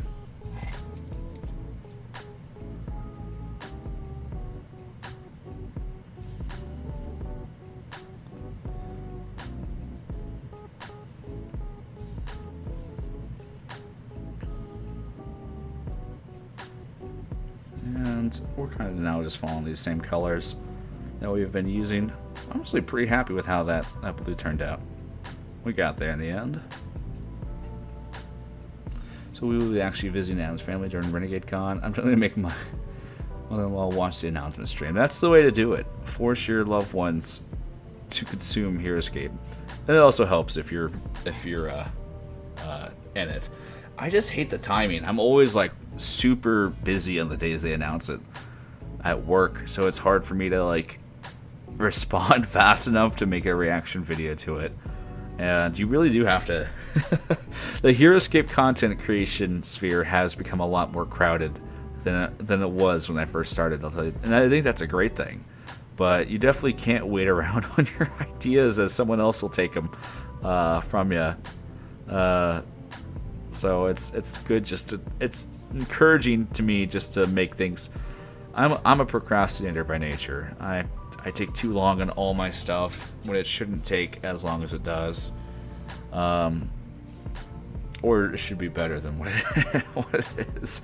I just get distracted easily when I'm working on things.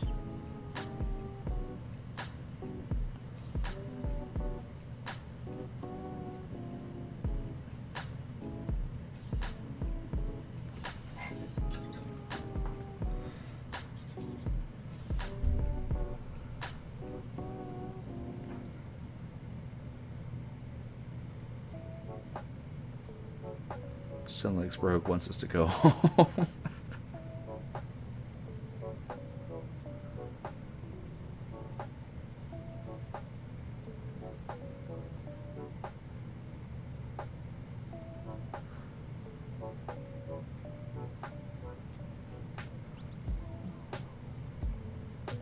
Alright, there we go.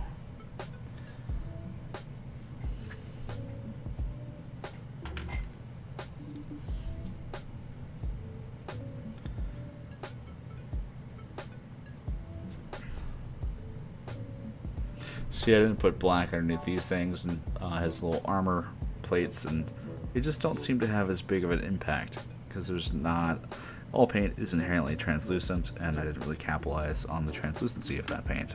And I can fix it, it's just not popping as much as I wanted to.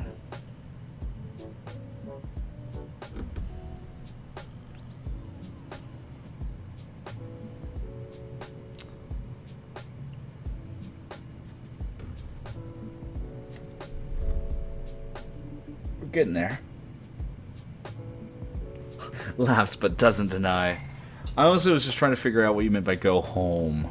So I didn't want to appear like I didn't get the joke, but I'm sure I would once you explained it, but I'm going to explain it. Like leave? I don't know.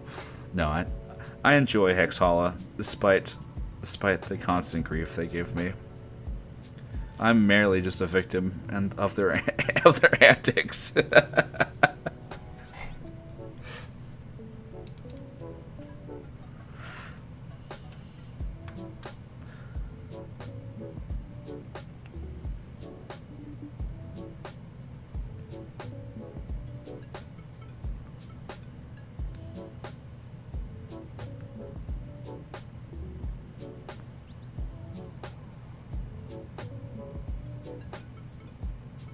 Alright, we're doing this. What time are we at here?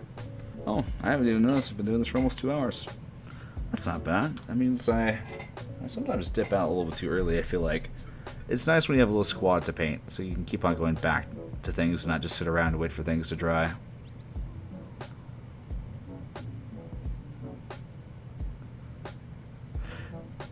Well, it's easier to, I think, get it when it's get compliments when it's via like text, because I don't have like to acknowledge it, or I can brush it off a lot easier. Like this is fine because I'm barely realizing it doesn't even hit me that's a compliment until afterwards. I don't have to awkwardly like stay there and like thank you for the compliments. This I'm like, oh, that's nice, cool. I'm really just focused on the painting now. Or is this an elaborate scheme just to get compliments, and I love them. You'd love to see more gameplay videos of Escape pop up more. Yeah, I have a problem where I don't ever really play Escape that much on my channel. It's a thing I've been looking to fix, but when I play Escape, I just enjoy playing it. I don't like want to have to worry about everything associated with it. I also just don't have a lot of people to play with traditionally, so it's kind of not too. I really only play like cons and tournaments for the most part, or online. I've started streaming some online stuff, but no, the more people that actually play the game. There's some really good people out there that do it. I just don't think I'll be one of those. So it's just hard for me to do that. It's it's kind of weird for a channel that's really so focused on a game that I have so little gameplay stuff on it. I have some stuff I'm scripting out currently though for more rules and tactics and stuff like that. I also just have a notoriously bad bad win record. One thing I'm working on now is a series I'm going to call Anatomy of a Loss, where I'm looking through and going back and seeing why am I losing, like, because it's easy to blame it on dice rolls and stuff like that, and I do have bad dice rolls, but like what was the impetus of what I lost in this situation? Is it avoidable? I've been getting the worst matchup look online. Yeah, I just started off with Chris Perkins round 1, which honestly that was my best game of Sir Heroscape's events. It came down to like points. It was really close, but I just online when I play online, I don't do very well. It's very hard for me to visualize the board and this game state, but I enjoy like getting to play the game, so I accept it. One reason that I picked this name is because I want to make more custom game made by me and the community.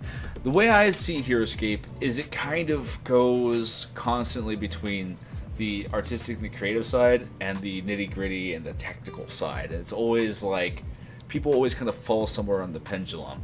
And so I love that there's a variety of ways people kind of can interact with the game. That's why, I mean, it's the best game ever, so it's but I have some fun things I'm scripting out. Another series I'm looking to get going is is called Miscapes, where I talk about commonly made, rule misunderstandings for characters, and how to avoid those, like flying. I'm writing out the one for flying right now, which you think flying is really easy, but it has a lot of secret rules associated with it. So I'm trying to branch out to some different forms of content.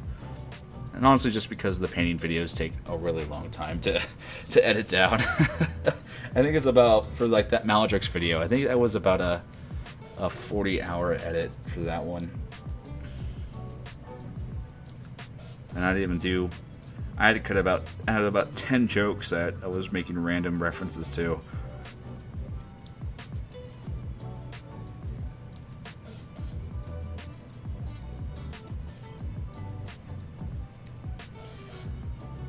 Can't wait for spooky stuff. I cannot wait for my spooky stuff.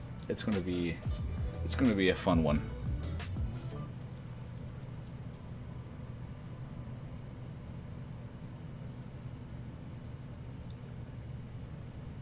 I'm gonna try to get a couple escape costumes going. I'm working on my Moorsbane one now, getting the moose hat and as much fabric as I can paint with on. The only secret flying rule is Taylor's flying. I guess it's not secret, but it's easy to misunderstand that if you fly while engaged, you take leaving engagement attacks, even if you stay next to the character. And technically, there is no clear definition of what an object is. Even though it's easy to parse and understand, there's no clear guidelines. So I feel like it'd be a fun thing just to. It's supposed to be kind of more short form content. I'm trying to figure short form content out. So it'd be like a minute or two long videos. Just give me a little break from more of the longer stuff I like to do.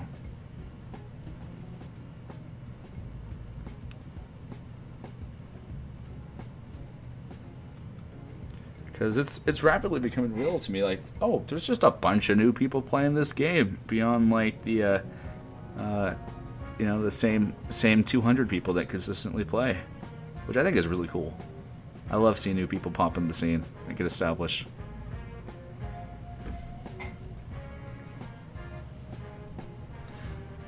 I think those little rule guides would be great for. Yeah, no, I think it would be really fun. It's just a fun way to try some new editing styles out. Because I'm good when I have like a good script with lots of footage to put together. It's sometimes I'm struggling when I'm making painting videos because I only have the footage of this thing, and if I'm over here like looking at this thing, or heaven forbid I get out of focus like this, and I'm just the whole video is like that, then I gotta either repaint it or do it all over again. Looking forward to pilots being a competent army next month, and I think I'll paint my Widow Dreads to run it in HSD local. That is, yeah, I'm excited. The pirates are getting a little bit more teeth. I don't know how I feel about the Dreadnoughts. Now, visually, I love the Dreadnoughts. I think Dreadnoughts are like top 5 characters I'm looking forward to painting from Heroscape. And I just wish they had 4 defense. And nobody has a good guide for the little details in the rules. Yeah, like another one would be on Dorum. I've heard so many people ask like, how does Dorum work? And it's kind of obvious, but it's like, oh yeah, here's what this works, and there's some weird instances of it. Like Dorum has really weird interactions with Werewolf Lord, because his bonus technically applies to Werewolf Lord. Like there's some weird stuff that I just want to talk about. All right. You caught me all monologuing. I'm going back to Elf here. And mixing a bit of that, whatever it's called, Golden Aquila Yellow with that leather brown. And looking just to pick up the highlights.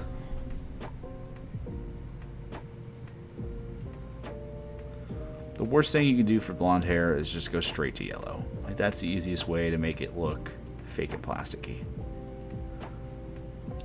Blend it in with that yellows.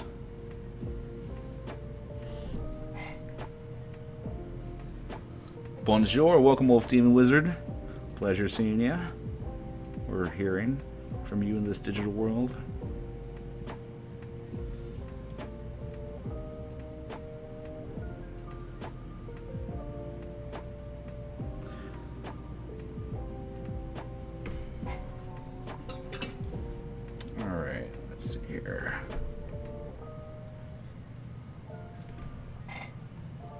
We are painting Knaves today using only the stuff from the Heroscape Army Painter box. I'm putting some of that, since this is the lightest color I have, I'm putting some of that ancient stone for the eyes, and we'll thinly layer over some contact lenses on that.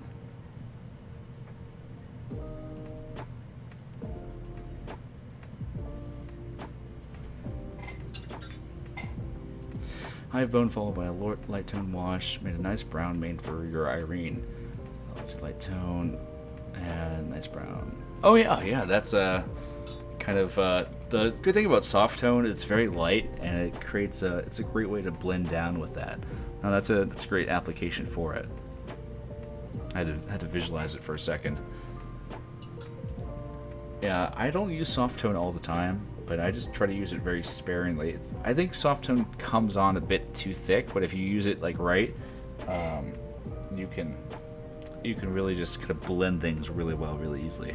I'm mixing a bit of, since I don't have white, I'm just mixing a bit of that with the yellow we have here, just for the edge highlights. Very tippy top.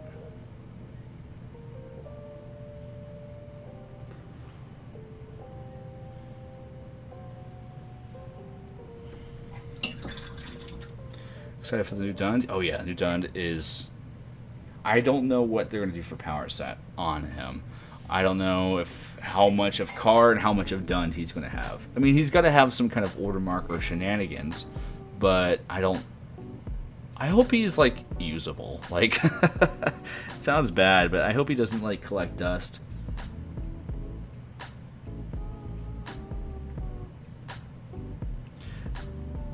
If you were to paint 3 figures as Huntrix, who would it be? In Heroscape, I'm trying to visualize them. Okay, let me pull up what they look like just so I have it on hand.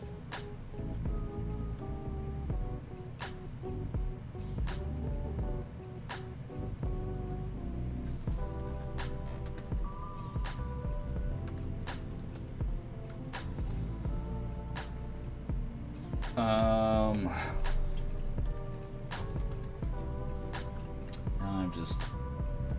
Okay, so... Zoe is Skahen, Agent Skahen. I don't know the other names. The purple hair one... Who has a good braid? Oh, Kumiko. And then... You're gonna get so mad at me. Let's see, that one, long hair. Maybe Quintella for the last one. Just going on a limb here.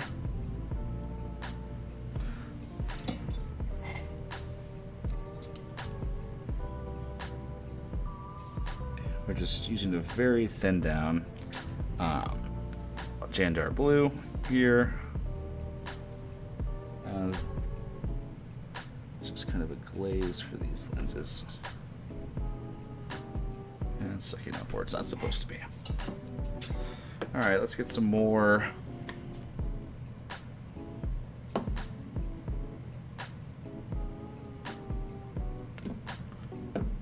What am I doing here? I've just completely lost my... Oh yeah, leather brown.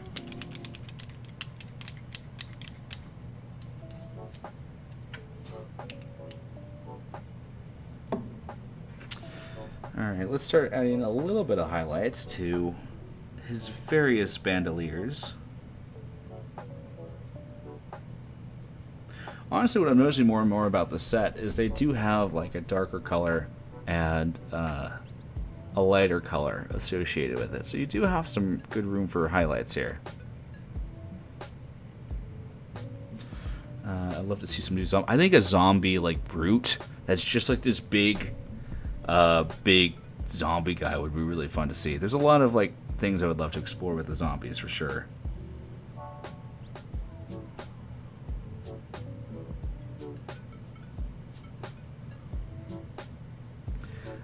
Or just release the classic zombies. Honestly, would love to see them make a comeback. Honestly, the undead and spooky stuff have been getting so much love lately, so it's really It's really nice when Halloween comes around. You can play some more thematic games. Because before, like, the most consistent undead armies were like ghosts, vampires, and zombies. Pretty much it. But now, actually, with the Grave Grims, you do have like ability to do a bit of army building with them, which is nice.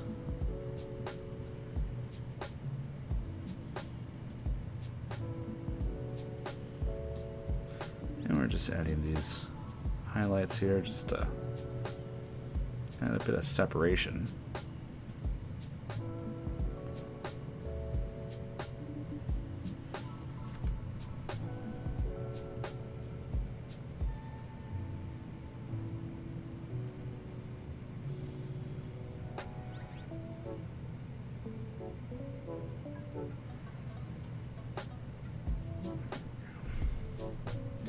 So we're getting there. Cypern's long promised cavalry. Yes, the skeleton cavalry. We honestly haven't had any new any new cavalry released or announced so far. So a big two-person, two-space squad. I mean, a big two-space squad would be great. So this is how we're looking so far. Just kind of, just doing simple steps here. Yeah, I think there's a whole lot of room now with Revna to really flush it out, because it always felt kind of extraneous having Undead and Morrow in the same faction. Like, if we're being honest, like, it just felt like you had to be really careful because you didn't want them like to cross themes. You know, admittedly, Morrow is more like sci-fi Undead, but now we have the Eisenachs, which are kind of crossing that line even more than the Morrow. So I'm happy to have the Morrow kind of settle into their own thing a bit. But they kind of fall a lot more nicer into Revna. Like, I think if they ever release Suduma, like nowadays, she would definitely be like a Revna figure.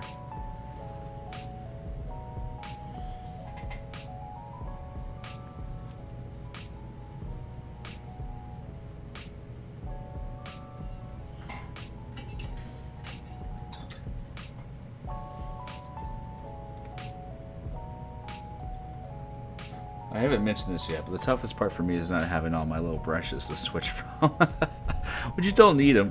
It's just extra.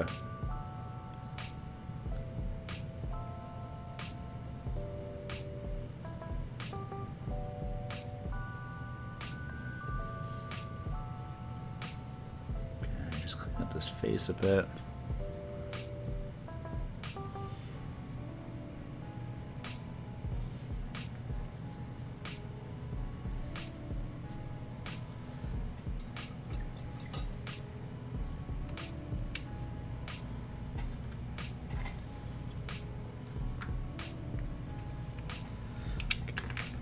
Making our way through them. Like, I have hours of touch-up to do, but I think just for looking good, we're getting there.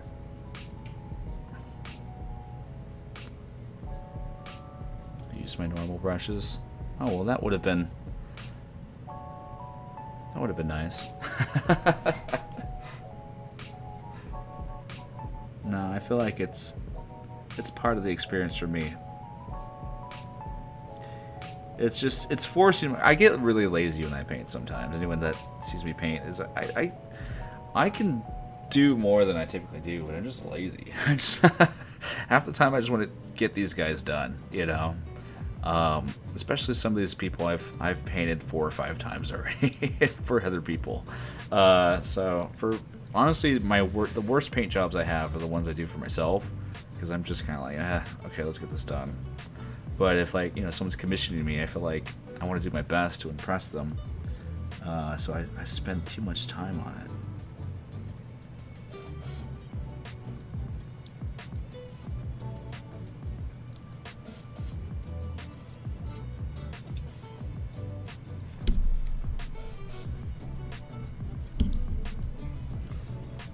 Alright, let's add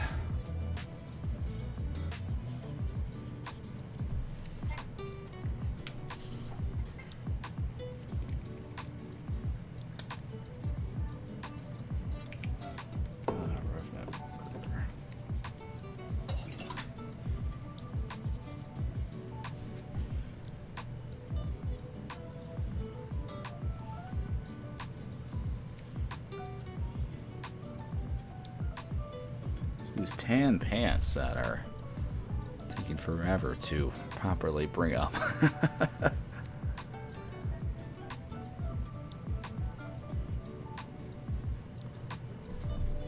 Well, let's do the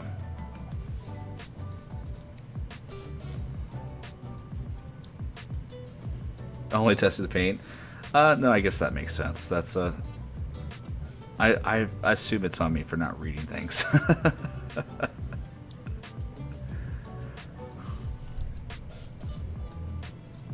But still a good brush. Honestly, it's not bad. It's just I have to be focused. Some brushes you can use, you kind of get a little bit less focus just because they're a lot more precise or a lot bigger, depending on what you're needing to do. All right, let's see here.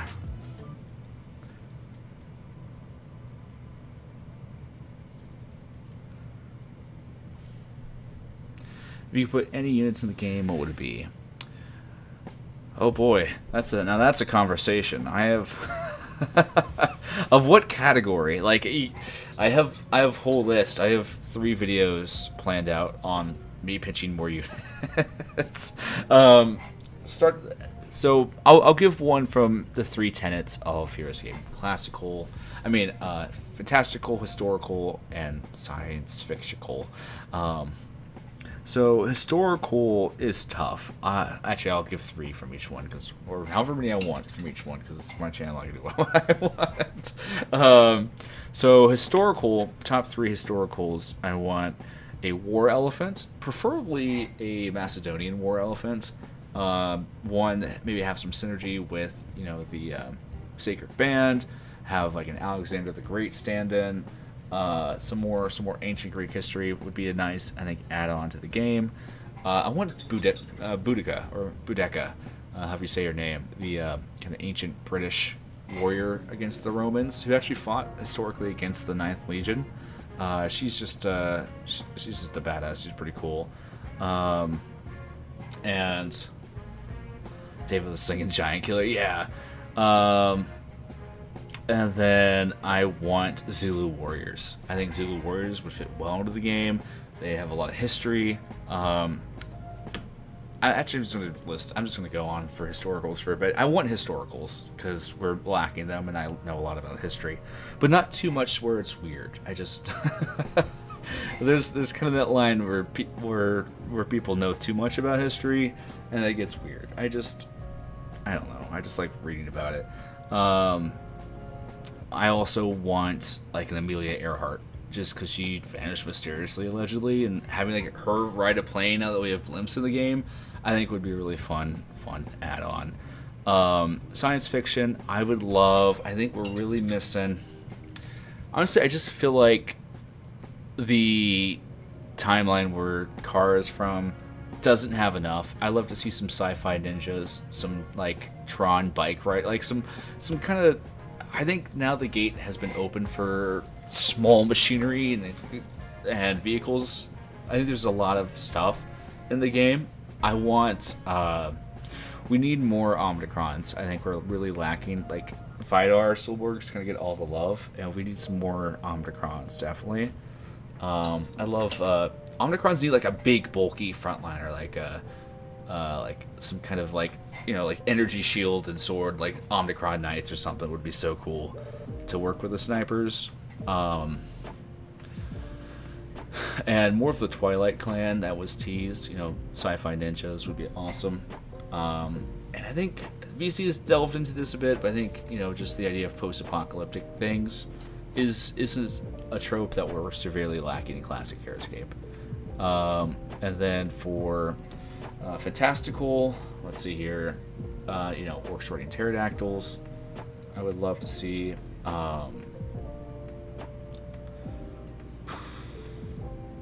Synth and Blade Runner would be really cool. Yeah. Mothman 2, just Hodag. I'm not like super well versed. I've become more well versed after hanging out with Hexhala and cryptid ideology and stuff like that. And I definitely think there's a spot for that. I think some yokai would be really cool. Some now that we kind of have the Omen tag, we have a lot of room for things. Some kind of like Loch Ness monster would be really nice to go against the Kraken. You know, kind of those. I think a Chupacabra squad would be really nice, and I'd love to see like some kind of Heroscape variant of goblins. I think would work really well, because I think the Heroscape take on a goblin would maybe combine a bit of the Pathfinder kind of brutality with more of a sense of clumsy, reckless charm. I feel like would work really well. Like, imagine you have like goblins that like you can just shoot out of a cannon, and like kind of expendable stuff that is a little bit less like serious than D&D stuff we got. So what else do I want? I could talk about this all day. Yeah, I want more like classic pirates. I'm hoping Blackbeard 2 or something like that. I definitely pitched that one just because I mean you gotta have a pirate hero like with it. And my biggest regret about the pirates is that they should be their own faction. Like, they should be their own like allegiance and not tied to their general that summoned them. I get for army building why that's nice, but I think it makes their theming a little bit weaker. Yeah, with some historical pirates. Samurai gotta make a return. Mainly historical stuff is really what I'm looking to see. I know everyone else is looking for it, but it's like true historical, like really relevant things from ancient past. Daedalus and Icarus. Ooh, like Greek myths would be fun if they could kind of incorporate that. Nessie and Champ would be a fun two-man squad. Yeah. What's it? The Glucester, Bay Monster. Would be kind of fun to have.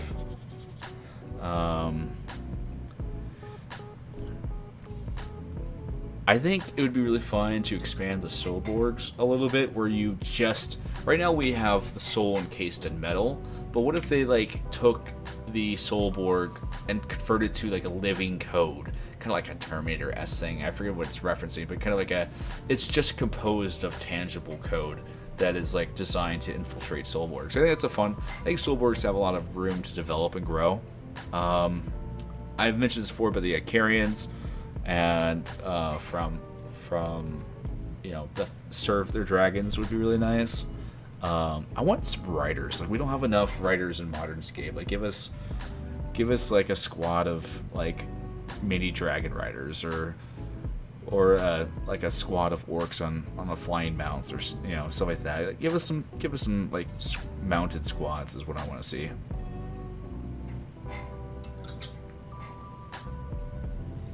I want camels. I want some camel legions.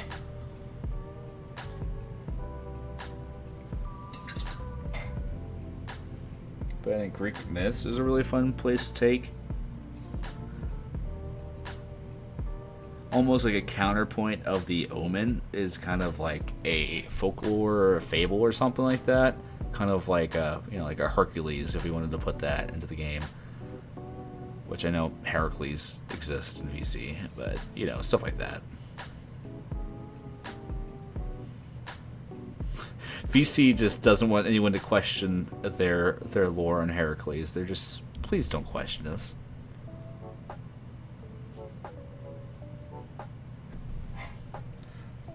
A good Bedouin squad, yeah. Skeletons. Yeah. Skeletons would be nice. That is the one. We have the intangible. Currently, we have the spirit, and then we have the flesh with zombies, and the spirit with the ghost. Skeletons is all we need. The bones, I guess the acolytes are kind of skeleton-y. I don't know if those are masked or like they're actual skeleton. And if they are masked, then like, why does the four-armed one? If it's the Scimitar, it should have an exoskeleton. So I don't know what they are.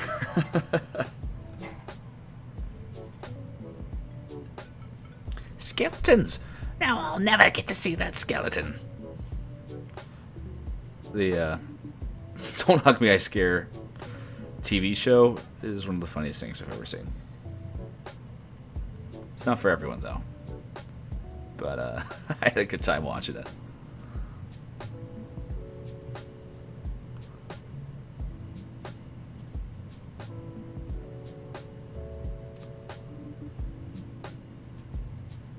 And like tree monsters, I think that'd be pretty fun. Honestly, I want to see some more elves. Like, I think we kind of stopped doing elves, and I think just returning back to Phelan would be kind of nice. Like, I don't remember if in the lore, but you know the elves that attacked Jotun were like barbarians, right? Or there were barbarians that attacked Jotun, but presumably they were like elves or whatever. You know, some barbarian style elves would be kind of nice. Honestly, I think it would be fun to have some non-combatant types added into the game as well. Some diplomats or like a Roman senator would be really fun to have, where he's not very viable in combat, but he can do a lot motivating the troops or moving things around. You know, some kind of espionage, stuff like that. I think it'd be cool if they make a dragon for Revna and Valak each. Yeah. So my pitch for a dragon for Revna, it's got to be... I think the obvious choice is a two-headed dragon. I mean, it is a undead dragon. Let's not go that way. That's too obvious. We already have Subakna. This is going to cross things. Let's make it a two-headed or like a multi-headed Tiamat-esque dragon, which is, I think, a trope that we're missing, because theoretically they would have summoned it from, like, you know, its respective place. So let's like make it not the obvious answer. I mean, you have like a two-headed orange dragon like this. That'd be so cool. And then Valeric, that is interesting. I think just having, I mean, the obvious answer is steampunk dragon, but if we're just doing like a classic dragon that they summon that represents them, it would be cool to see. Maybe like we don't have like any like silver dragons or crystalline dragons in classic Heroscape, so I think it'd be kind of fun to bring a different color in. They're definitely bound to get their own dragon. Yeah, I hope so. Hopefully we... I mean, I guess considering that the Dragonlings are set to bond with kings, and currently the only dragons are king, like there's only like one in the game, we'll probably get a king dragon for one of them, which will be cool. And yeah, I think that'd be a fun bat. Honestly, if they had just a big dragon, crystal dragon, ooh, that'd be really good.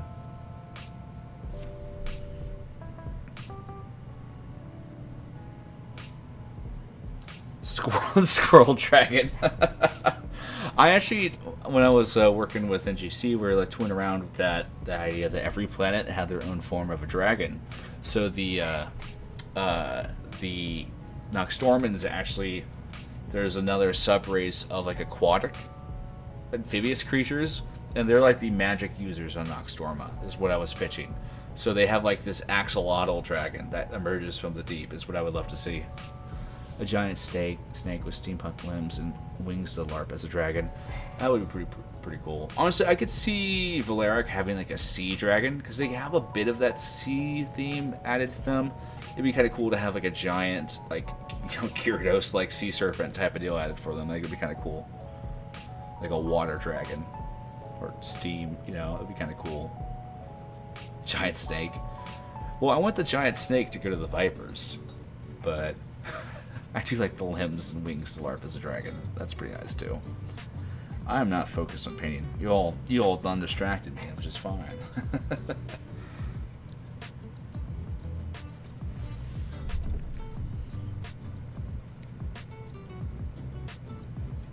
Alright, let's... I need a giant axle. Yes! More snakes. Yeah, I'm excited for the Rannoch Vipers. Like, I didn't think we'd ever get snakes back, and I'm hoping we get like a Rannoch Warrior who's just as equally buffed to go along with them. Yeah, Vipers are really... Cobra, like, Vipers are really good at. I'm definitely going to paint one like Arbok.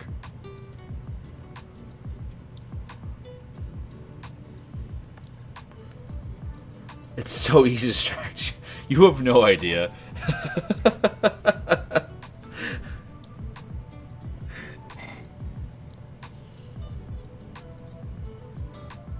Well, maybe you have a little idea.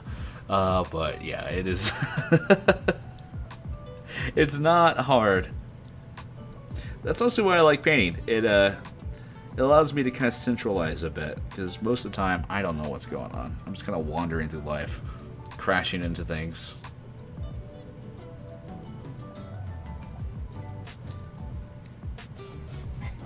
Alright, sign off for the night. Got some feathers in my Kyrie painted. Post a group photo of your pirate quartet in the Discord when you're done, please. Will do. Thank you for joining in. I never know how to pronounce this. Nakatha, Nukatha. But either way, it was a pleasure talking.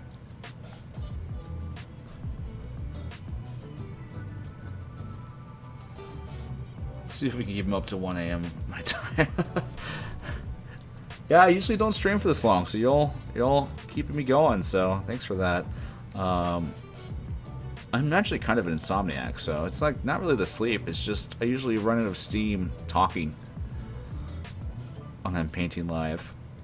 So I appreciate the palaver.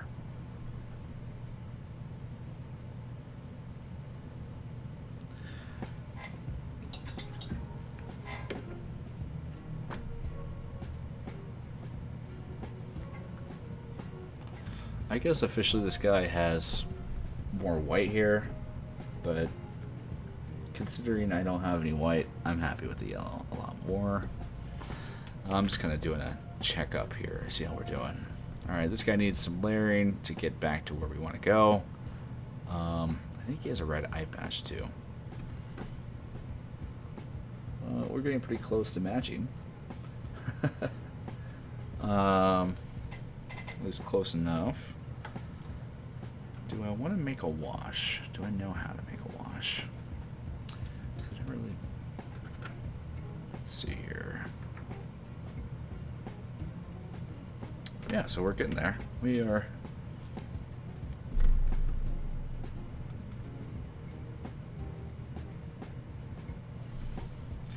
I also get lost easily, yeah. That I do.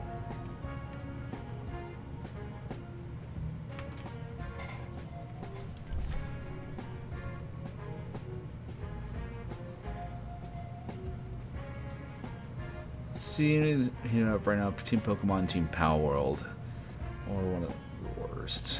Oh yeah, it's one of the worst things. Best things or worse. Yeah. If you have to not have me get lost, if you're the other people and me getting lost, it's not very fun. I've never played Power World, and I've been playing. I mean, Pokemon released on my birthday, so I've been playing for forever. I believe it released on my birthday. Don't check me on that. I'm sure that's wrong. But Pokemon is objectively terrible, but Power World has objectively tried to copy Pokemon. So, you know, if you're gonna like something, like the thing that I guess was the original. But I'm not like you can't like convince me that Pokemon isn't bad because I already believe you. Like, I feel the same way about Pokemon that I feel about Star Wars, that like I love it, but if you try to say I think Star Wars is bad, I'm like, yeah, I agree with you. It's the worst, but I love it. And you can't convince me that my love isn't real. So it's just it's a losing battle. But I can't convince you equally that it's always good. Yeah, Adam did yell at me a couple times. And I don't think Adam yells at many people.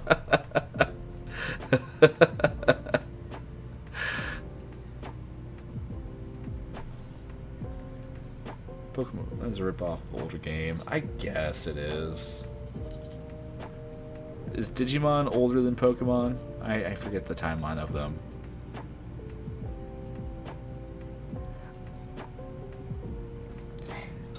So I didn't enjoy Gen 8 that much. I thought Gen 8 was really bad.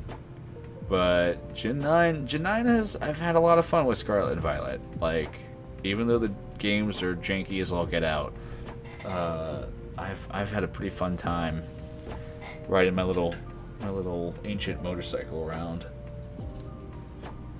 I've actually had to play through that game twice because my Switch broke and I had lost my completed Pokédex, which was terrible.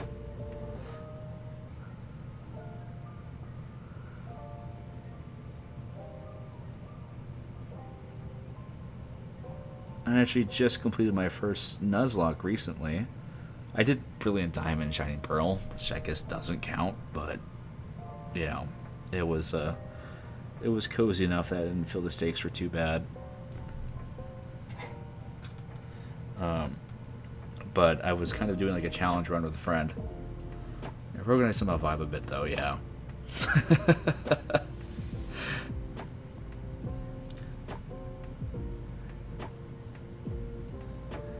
Me and Adam would be like really great friends, except for the parts where I just drive him innately insane. So that's the only thing. That's the only thing holding us apart is we operate on same frequencies but different wavelengths. That's not they ripped off. I don't remember the name of the game, but Pokemon straight up ripped off older. Yeah, probably. I wouldn't put it past them. Honestly, Pokemon trying to copyright the captured creatures and then how the fight is just sad. Especially just can't copyright game. Yeah, now, like, that's what I said. Like, I hate the Pokemon company as an entity. It's kind of like how I feel about D&D. Like, I don't like Wizards of the Coast, but I do enjoy me a little bit of D&D. And it's tough when the things you enjoy are lorded over by corporate mongrels, where you're just kind of like, just make the thing we like and don't make it terrible. Like, so it's tough. It's tough to know where to care about things. But no, what Pokemon did, like creating Pokemon's pretty bad company as a whole, so I'm not like a fan of them. But I do like the little guys. I like catching the little guys. I don't know how to use windshield wipers. Yeah, that's that's a fair point. No, Adam, I will be the first to admit that the Adam is definitely the more well-adjusted of us two.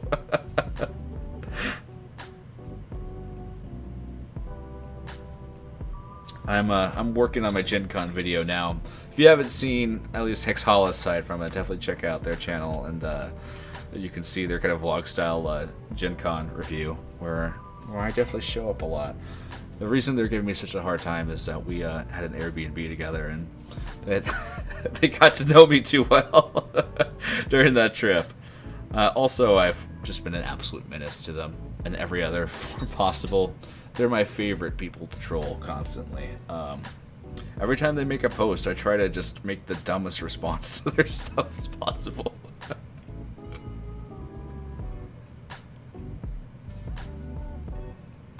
So our rivalry runs deep.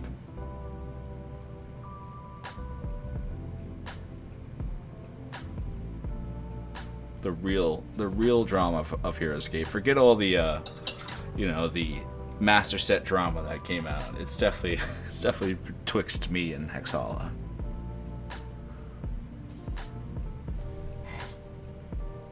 I think I'm reaching the point where I'm tired of Knaves. Cinematographing Konami with Yu-Gi-Oh! Definitely an exciting game, but so expensive to keep up with. Yeah, I don't want to think about how much I'm spending on Heroscape, guys. I don't want to think about it.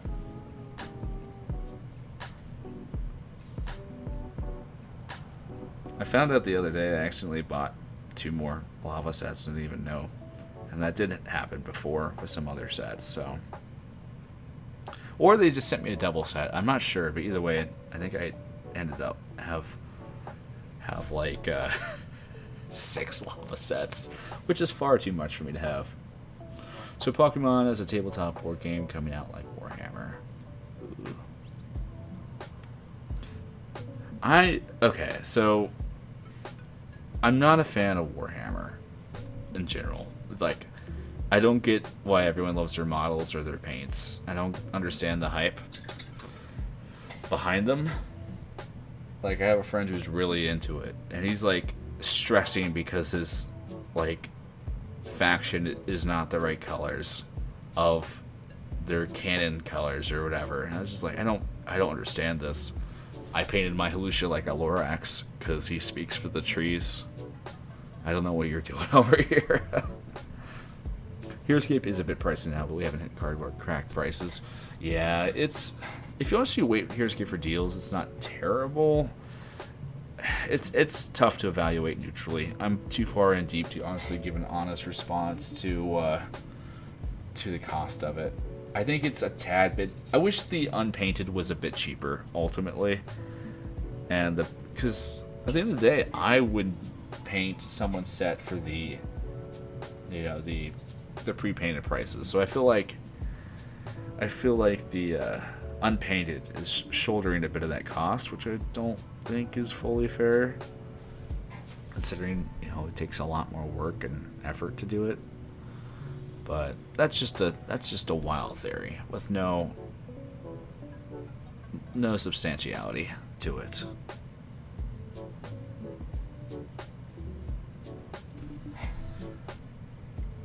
Warhammer does have some pretty neat lore and story. The player base is definitely a mixed bag. Yeah, it's tough. I like what Warhammer is all integrated into a system, and they encourage people to approach the hobby side of it, but then it kind of gets a little too much into gatekeeping territory. I think I have a couple early models when I was first starting painting of some Warhammer stuff I was trying out, because that's like that's what people tell you to paint, and I honestly don't like the models. I also hate assembling. Like, assembling things is my least favorite thing to do, which I think makes me a bad hobbyist, but I don't care. Like, glue is my enemy, because I don't know, I just get it everywhere.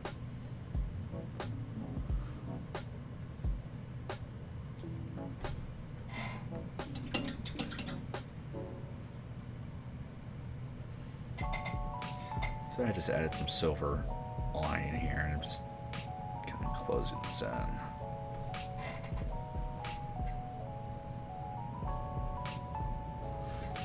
Let's see if I can make a wash-like substitute. I just need a little bit. Haven't played the game. I've played the game a couple times. It feels so, as heavy as emphasis is on Warhammer is on having your model painted, the models itself serve very little role in the game itself. Like, I felt like it could be a pen and paper game. Like, and I guess that could be said for any game, but it felt very much like, I don't know. I've played Heroscape for too long, so it's hard for me to evaluate it differently. I think I'm pretty sure they feel like this is just a baby game. So, you know, to each their own, I guess.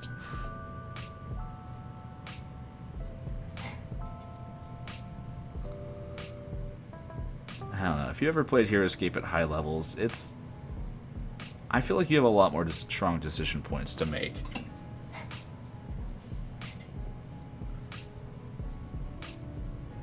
Like, there's values between the difference between a good Heroscape player and a bad Heroscape player. Like, it's, I don't know. I like the community. I just like hanging out with people. I never feel bad losing. Well, I feel bad losing sometimes, but I never, like, hate myself for losing. I just feel like, oh cool, I gotta play again. I get to move my funny little guys on the cool board.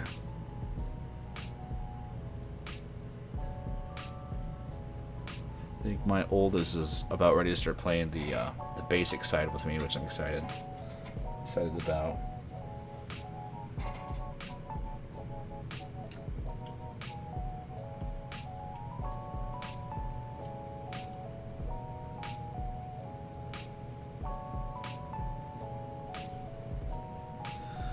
Okay. I think I am at the end of my ability to talk, and I think I need a break from Knaves. If I'm being honest here, I need a step away for a bit. They're starting to get on my nerves.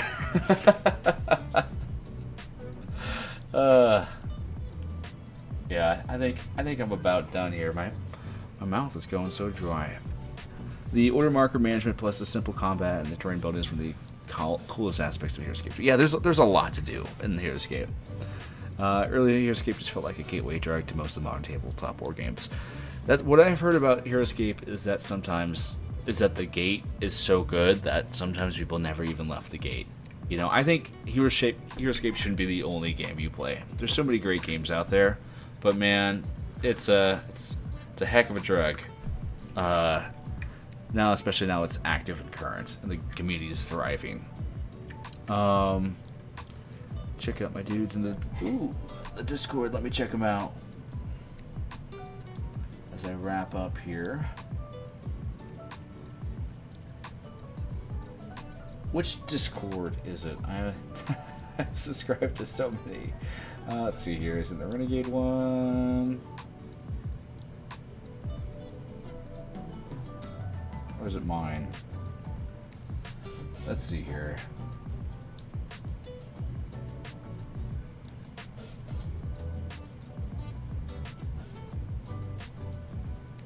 Ooh, okay, so we got the Vidar Enforcers. We got Tough Ability, Riot Control, a small army figure. Engage with at least one Vidar Enforcer figure reduces defense by 1. Okay, so defense reduction and range. And you gotta take a turn with an agent. If you do, may not attack this. Ooh, that's fun. So they get a move. It's a bit of a wall unit for agents, which is really fun. It pretty much works with Carr, Nora, yeah, and Skahen, Shaken, Stirred. Yeah, I think it's a fun. I think I don't know what the unit size is. Is it a 4 or 3 unit squad? Oh yeah, in the Heroscape. Yeah, I found it. I'm thinking of trying to organize something at an LGS when I'm at school right now. I'm trying to figure out how to say something in their Discord.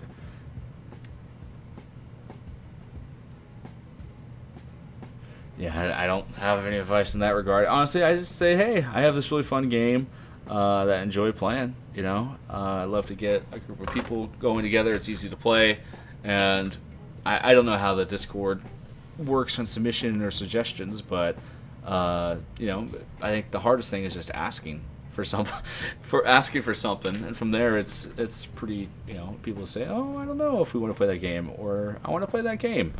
And then regardless, you probably follow up. But I don't have a whole lot of advice. I'm trying to get a scene started in my areas, and I haven't figured out how to ask my LGS yet in that regard. 3-man, the dudes are based off the Heroscape SWAT dudes. I definitely get the SWAT vibes, so I think that's really fun. 1 defense plus defense. Honestly, I could even see them going up to like 2 defense and having a little bit less range, kind of like because Gorilla Naders are not fun. Like they just fall so fast. But I think in terms of, it's something that feels like it's missing from Heroscape. Definitely, I think it's touching on that vibe of you know, just that frontline SWAT team enforcer is pretty cool design. I love to see how that plays out, and also anything that gives my buddy Carr a little bit more love, I'm all down for. Let's see, just wrapping up here. I plan on streaming every Thursday, or as every Thursday I can. So, you know, try to keep that in your schedule. It's my new thing. My new outlook in life is consistency. So definitely keep an eye out every Thursday, and maybe other days if I feel so inclined. Oh yeah, it's past your bedtime. Definitely be sure to check out Hexhala's video, as they are attempting the same challenge. I believe that's coming out this Monday. They're the ones that, you know, originally gave me the idea to try this out. So if you want to see their take on it, definitely check them out. And when I edit this video, I'll be sure to add their channel link in the description. And yeah, give them some love. They're on the road to 1,000. And thanks for everyone for chatting. Thanks for everyone for being part of the stream tonight, keeping me giving me the willpower to power through these Knaves.